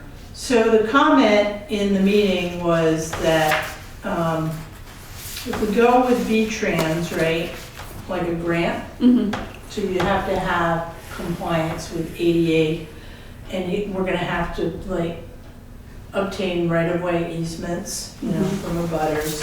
And, the design and the build can like take 3 to 4 years, and, experience with phase 3 of the sidewalk, the whole project took like 14 years. Yeah. So, it's not just that you're gonna have it on a piece of paper and then you're just gonna build it. It just doesn't happen that quickly. So that's the drawback with like a V-Trans scoping. And then if the town funds the sidewalk, it'd be less restrictive, and, the cost could be reduced as well. And I was told that by a resident engineer too. If the town takes on a sidewalk project, it could be considerably less money than what the state is looking for. So we're not quite there yet. Yeah. Because we still gotta go through the process with the engineer. Would the state allow us to do, because this is a state highway, would they allow us to do it if we took it on? Or would they, are they required to be involved, or? I would think they'd have to be involved because it's still their road. Yeah. So. But they would let us? Not necessarily. Okay. So going through this process, we really need, the second meeting's probably gonna be critical. Okay. And people need to speak up. And, if we're looking at just like one jog from Putney Landing to the co-op, does it make more sense to go north, at least to the bank, so we can possibly get a crosswalk near the library? Yeah. But mobility is important, but, in the meeting too, it's like people take the shortest route. So. Yes. Yeah. It may not be the safest route, but it would be the shortest route. Yes. So. Having done such things before in my life, yes, I understand. One thing is we did lose Josh, I think. Or did we? We did, okay. So. No, I think we did. Okay, it's not a big deal because we still have a quorum, but. Right. Mr. Fairman's hand is up. Thank you, Madam Chair. I just checked the participants list. Josh has disappeared. Okay. But who knows why. Okay, so I had planned to attend the initial public hearing, but had been away all day and was delayed while returning. Living at Putney Landing, walking daily throughout Putney Village, I am thoroughly familiar with where the proposed Putney Landing sidewalk could be built. In engineering, a scoping study fully outlines the nature and extent of a proposed project. This scoping study of a sidewalk omits pedestrian safety, as I shall demonstrate during the next public hearing. So until then, that's all I have to say, but I've got the rest already prepared. Thanks. Okay, thank you. I just want to say that's probably exactly the kind of input that they would like to have at these meetings. Especially somebody who's, actively using that side of town's sidewalk. So thank you for that. Is there other comments on this study? And is anybody on the select board able to make that next meeting? Like I said, I can try to attend, but Mondays are really tight for me, unfortunately. You don't have to be here in person, you can do Zoom. I know, unfortunately, I'm I'm not at home. That's not directed at you. I understand. Specifically. I understand. It's just for my particular thing. I might be able to zoom in, but it's not guaranteed. Right. Are there other comments on select board on this? Are there any more comments online? Okay, moving on to the grand list overview. So in your packet is the grand list as billed, form 411. It is 6 pages long, and I did my own spreadsheet, so it would give you the actual figures, because 411 doesn't add everything up. But when we start talking about tax rates and grand list, so if the grand list grows, what should happen is the tax rate should go down. So my experience here is the grand list has not grown significantly enough or quick enough. Even though we had 5 zoning permits for new single-family dwellings over the past year. So that in itself is, alarming, but there's really no control over that. And then this list is all of the properties in Putney that are, one, either fully exempt from property taxation, or they have a reduced tax Right. rate. So this is a large list. Some properties are owned by the town, like the cemeteries. There's 15 cemeteries. Some properties are voted on at town meeting. I showed you the solar in there, which, at a value of $613,700. Your private schools, Putney Central School, Forest for Learning, House of Worship, which is the Catholic Church. The property on Depot Road will go back on the tax rolls because it's not being used for church purposes. Okay. And then on the back page, of course, we have all our public buildings. And then we have raw land. And then also exempt is state properties Mhm. and United States of America properties, which is the forest up on Putney Mountain. And then, Okay, yeah. and then your special exemptions are, as you can see, housing, but they're not 100% exempt. Right. They just have the special exemption value is what they're exempt from paying. And then we have a veterans exemption too, which is the 4th tax rate. And that comes into play usually when we set the tax rate. Right. And it's very minimal. Yeah. So when we talk about grand list and then taxes, so we have an operating budget of like $3 million, right? And then we're not collecting because properties are exempt. That burden is put throughout the community to pick up the difference.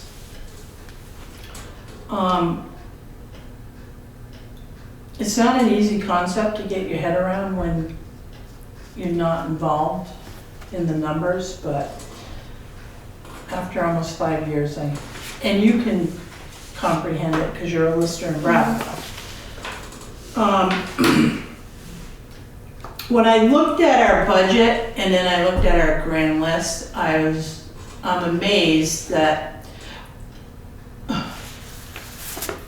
the numbers are almost the same. And what is more alarming is that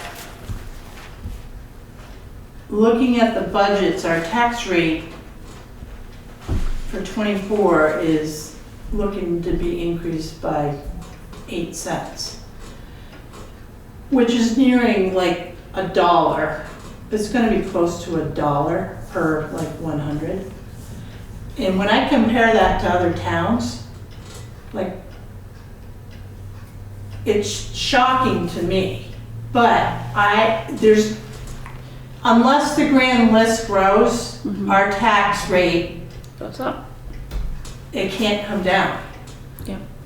So we're kind of like borderline where it's just like, it's flat.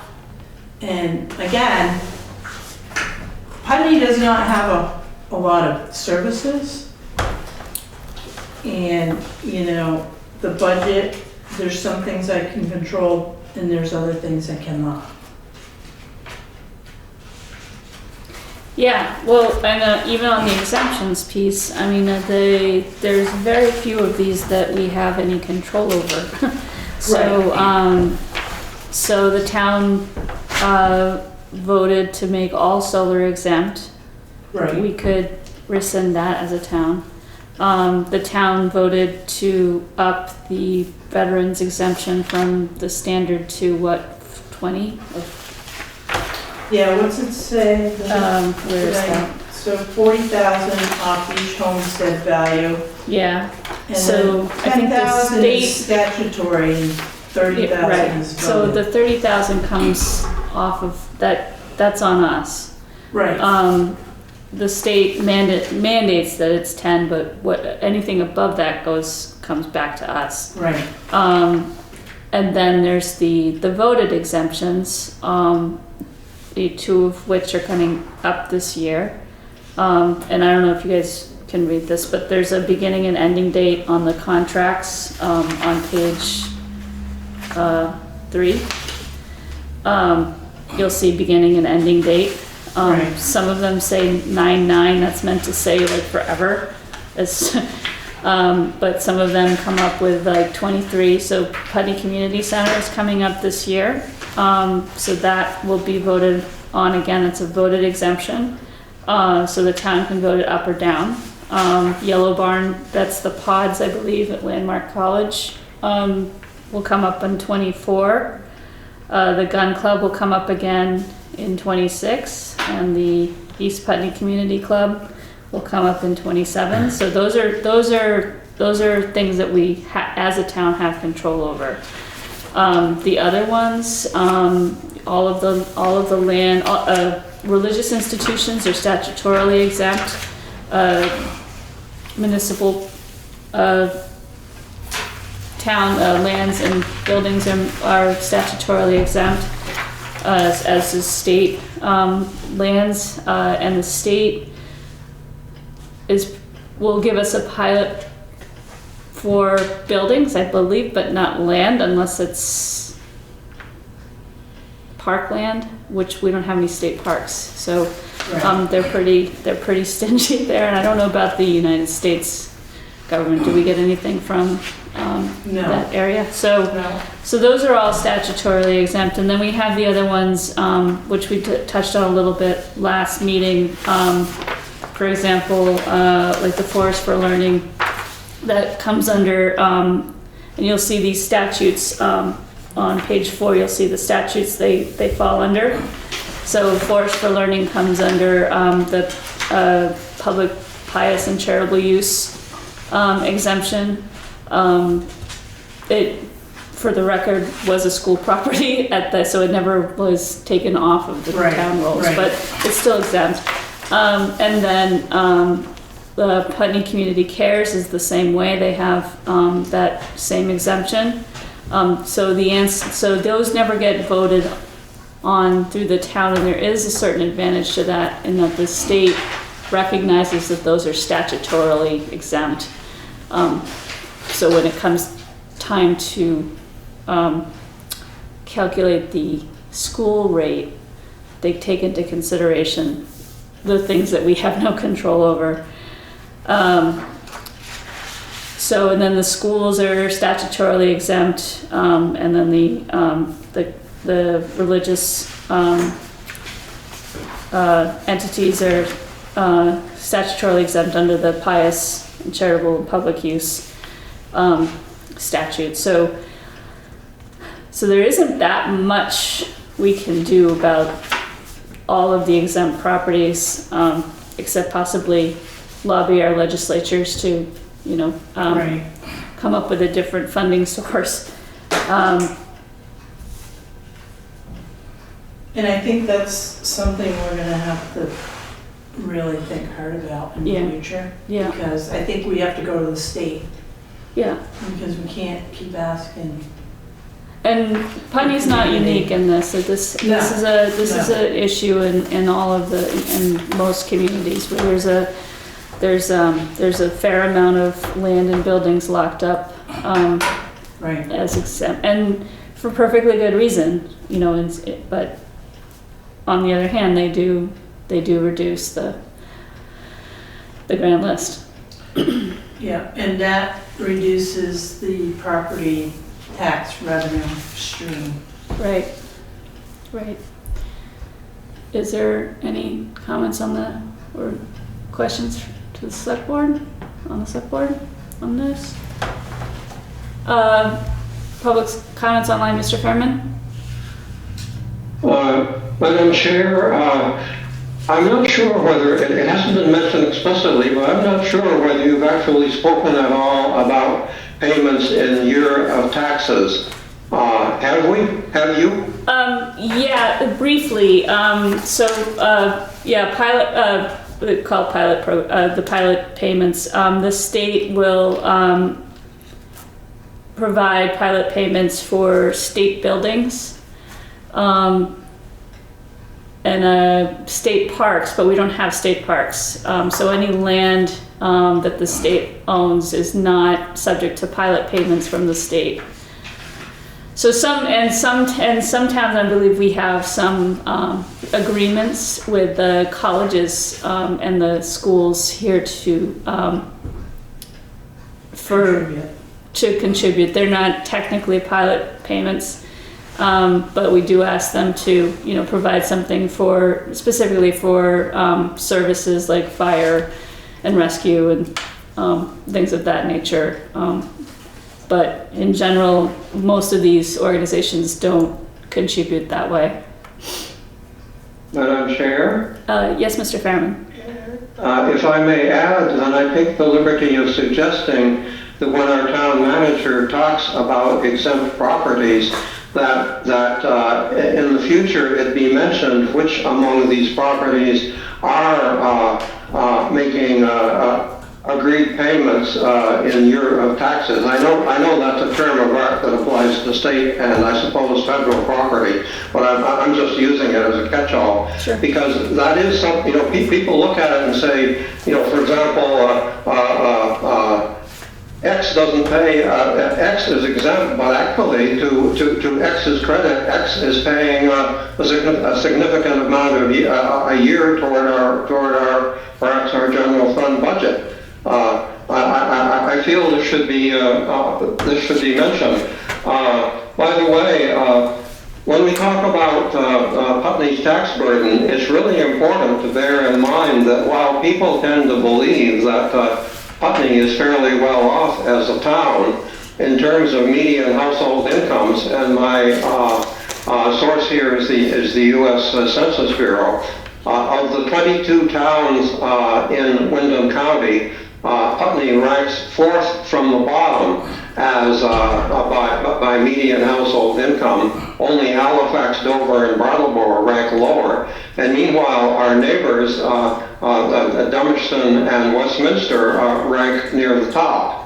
And this, of course, makes a big difference in terms of affordability. And I choose median household income because that allows for multi-income families as opposed to per capita income, which doesn't. So I just offer that as an observation that Putney, although often thought to be a well-off town, in fact, is not.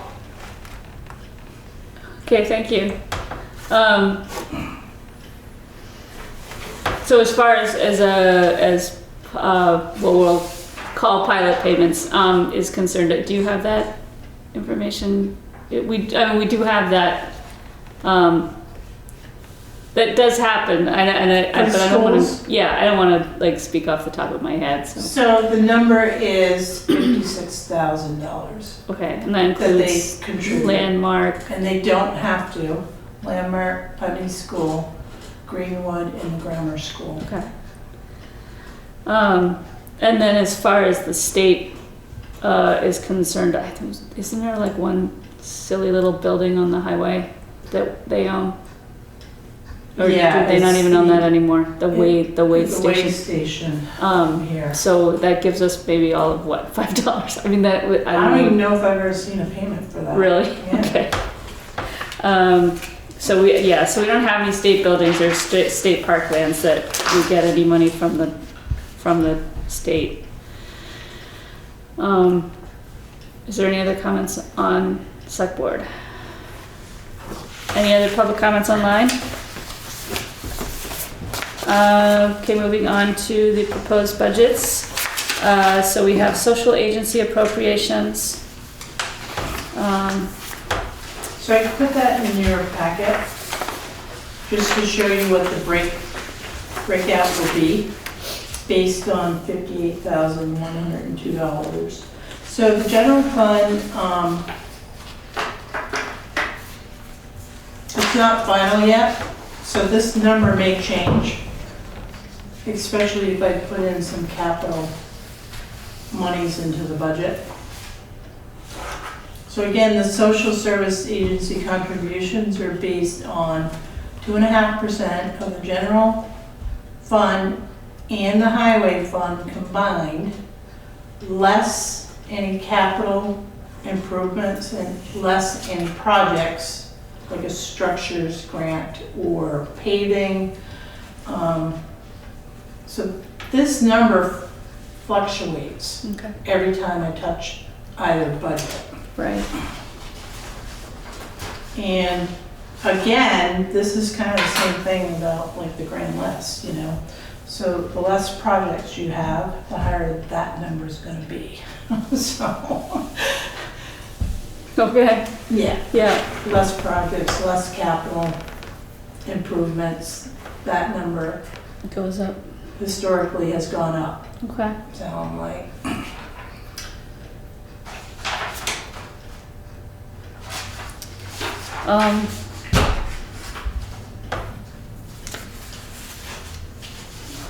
Are these contributions statutory?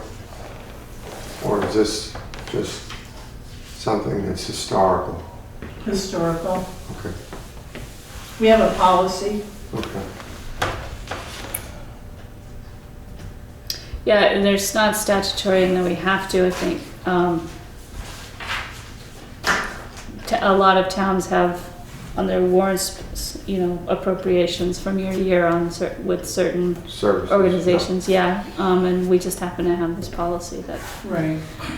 we are in the process of revamping. Does anybody have any questions on the social service agency contributions? Any comments online on the social service agency contributions?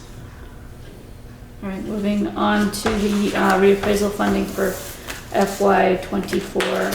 So, reappraisal, gravel pit, and recreational department. And I want to say equity and inclusion, I should have mentioned that earlier, but I'm asking the board, we know we're going to be about $20,000 shy for the reappraisal. Right, That is going to begin, soon. yes. So I can put it in the budget, or we can consider ARPA. Oh, when you say we're short, are you including the payment we would get for next year's parcels as well? So, Right. okay, We're still going to be short. okay. And how much do we usually get per year? It's like under 10,000. We have like 80,000 in there right now, Okay. so 90,000. The proposal was 115,000.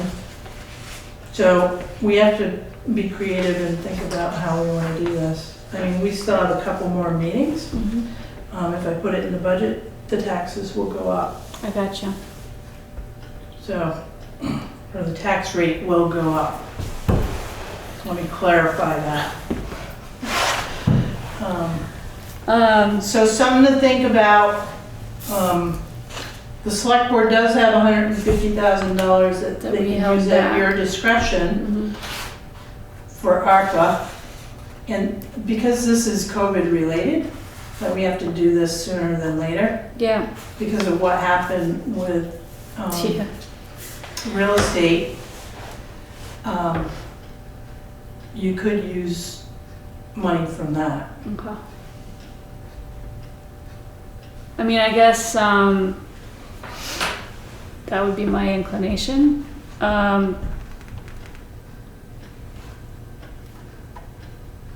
But let's think on that some more. We have time, Yeah, but I just need to bring that to your attention. yeah, Along with, so the gravel pit as well, I'm waiting on a number for blasting. oh, that's And right, yeah, That one might be short as well if we plan on blasting in 2025, but we can maybe push it off for a year. We'll have to wait and see. okay, And then with the FEMA surplus, that shortage can be covered with that money. because that's highway, That's highway. okay, So I'm not concerned about the gravel pit okay, and having enough money for blasting, because I think we're gonna be in a good position okay, once we get the feds to pay us. Recreational department, we had a little discussion about them, whether we wanted to fund them a little bit. okay, yeah, There's the possibility, I think we need to have that discussion again about having the rec department under the umbrella of the town as an actual department.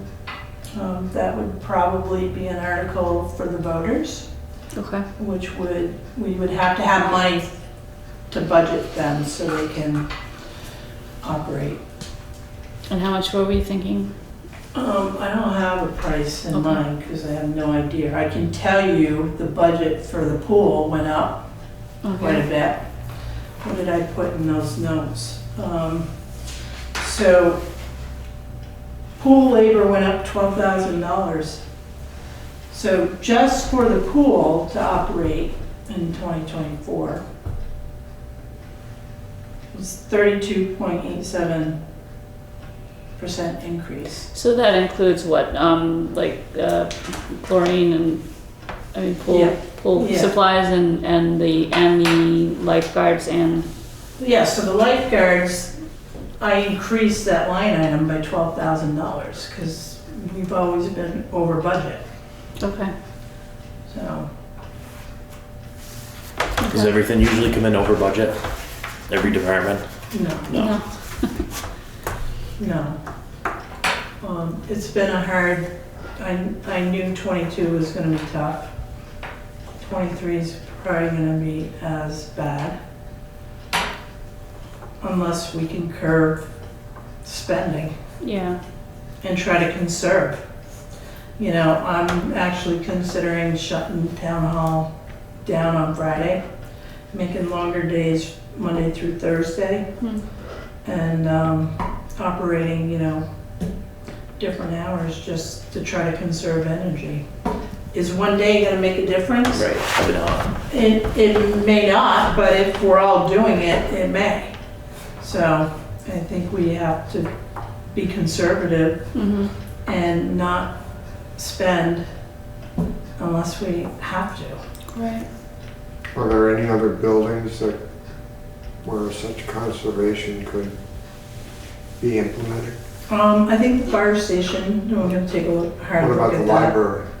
I don't really have any control over the, well, it is a public building, I take that back.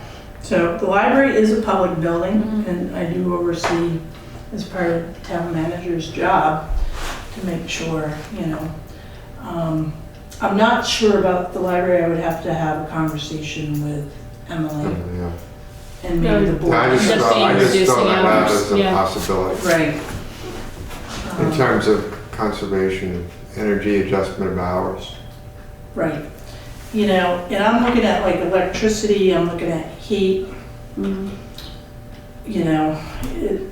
Can we reduce services, to try to save money?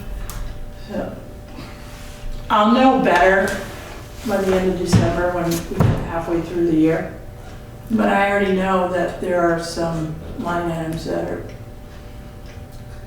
over budget already. Yeah, So, and I don't want to have a repeat of 22. okay. It'll be a different year, Right. right? Would it be helpful or wise to create separate articles for, you mentioned equity and inclusion. Would that be something we would put You could do as a that. warrant article to see if the town wants to do that kind of thing? Just so that we're being transparent about, Yeah, these additions. that makes sense. You could do articles too for the social agencies and,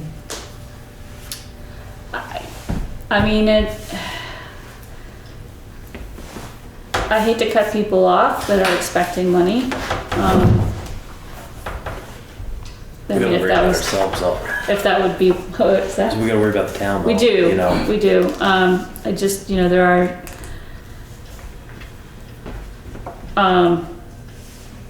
and I wouldn't think that the town would cut money from probably Putney Community Cares or the food shelf, but, there are other services here that I can see that people do use. And,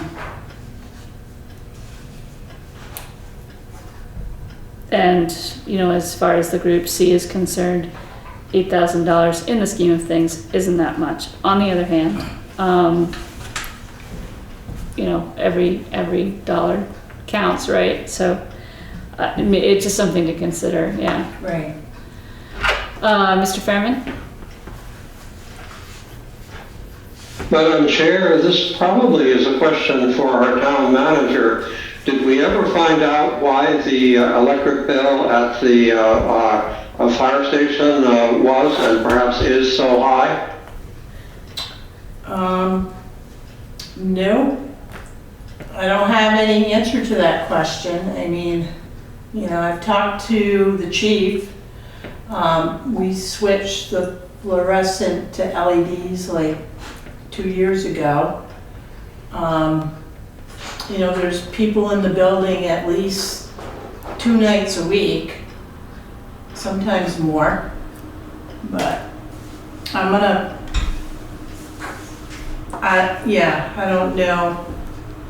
The garage, the bays are open and closing all the time. You know, we have radiant on the floor in there, but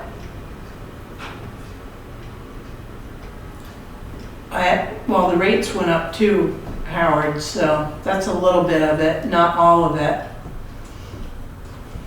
The reason I brought this up was perhaps 2 years ago, we had considerable discussion about this with Chief Goddard because the bill was they said, I never looked at it, but everybody said it was really, really high. So now, since it appears that still nothing has really happened, I take the liberty of suggesting that Efficiency Vermont will come in, and they can certainly offer a great many suggestions, not only about electricity, which I have mentioned, but heating, which our town manager has mentioned.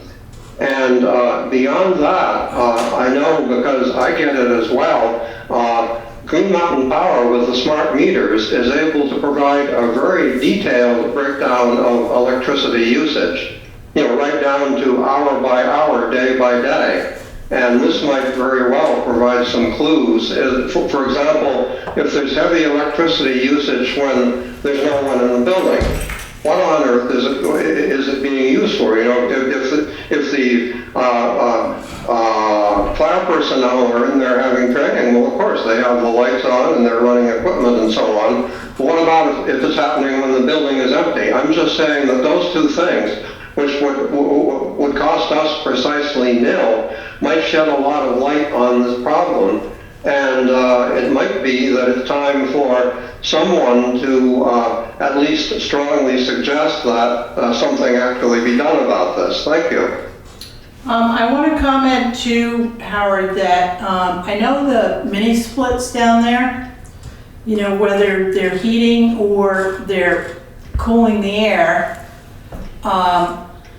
that uses a lot of electricity, and whether or not there are actual people in the room where these mini splits are running is a question. Because I think running mini splits when like an entire floor isn't being used is a waste of energy.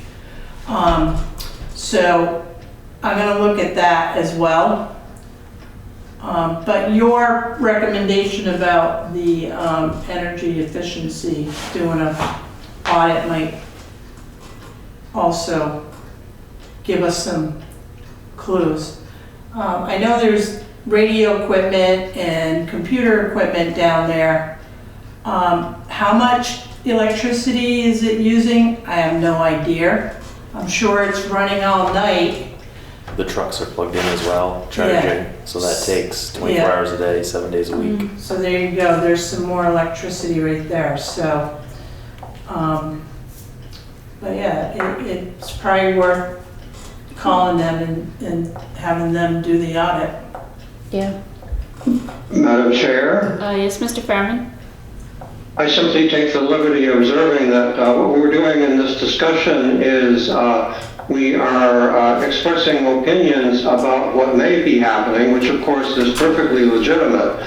But if we have Efficiency Vermont come in, and if we get the detailed breakdown from GMP, we will know exactly what is happening, and we'll be able to draw some solid conclusions about what, if anything, can be done. Now, I'm wagering that if Efficiency Vermont comes in, they will say, yes, there are following things can be done that will save about so much money, and you know what? It won't cost you anything to install them, because that, you know, they are loaded with money nowadays. So, of course, can I guarantee that? Of course I can, but my impression is that we could probably save some money and not pay anything to do it. So I guess I re-emphasize, why don't we have Efficiency Vermont come in, and if we don't already have it, get the detailed breakdown on the electric bill from GMP, which I know they will provide upon request if we don't already have it. And of course, Efficiency Vermont has experts who will look at this, and we may find out that we can save a few $1,000s a year, and of course, every little bit helps. Thank you.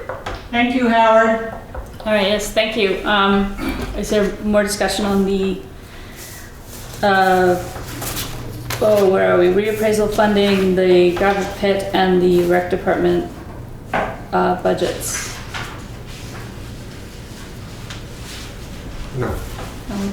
Is there public comment online? Okay, so hearing none, let's move on to, we have nothing under select board unfinished items. I have a question on that. On the unfinished? Yeah, I don't know whether it's finished or not. Okay. We discussed that list of holidays Yes. that might affect the ability of certain folks or the predilection of certain folks to attend official town or municipal meetings. Has that been voted on? No. It's still in progress. So When the it feedback comes was- time for discussion on that, I have a few thoughts. Okay. So the feedback that we had on the last draft was that the list of holidays was too long, so we were gonna remove some, especially those that fell on Sunday. And that there was some clarification needed on some pieces that I have notes on that I can't think of off the top of my head. Well, Howard had raised a legal issue that I've looked into, Okay. that I can, at an appropriate time, we can talk about it. Okay, well, we'll put that on the agenda when we're Yeah, ready to discuss it again. it's related. One of those, okay. One of those things that will come up once I have some Oh, yeah, time to no, work no, on I just wanted the to- changes and. Wanted to make yeah. sure that if I said anything, that it was not something that was already done. Nope, we're still working on it. It's a work in progress. And one of the other things that I know needs to be kind of done soon is, or started soon is procedures for committees, because we got the policy together, but we still don't have procedures. And I'm hoping that the energy from the VCRD meeting spurred a lot of people to put their name in the hat for all of the committee vacancies we have. So I'd like to have a fair process, or a transparent process, I should say, to appoint people. So I think we just slid into other business and closing comments. So are there other closing comments online? Does anybody else have any other business or closing No. comments? Okay, so hearing none, do we need an executive session today? We do not. All right, does anybody else feel like they need an executive session? No. Okay, me neither. So our next meeting date is December 28th, 2022 at 5:30 PM at the Town Hall and on Zoom. Can I hear a motion to adjourn? Motion to adjourn. Second. All right, all in favor? Aye. Aye. Thank you, everybody. Thank you all.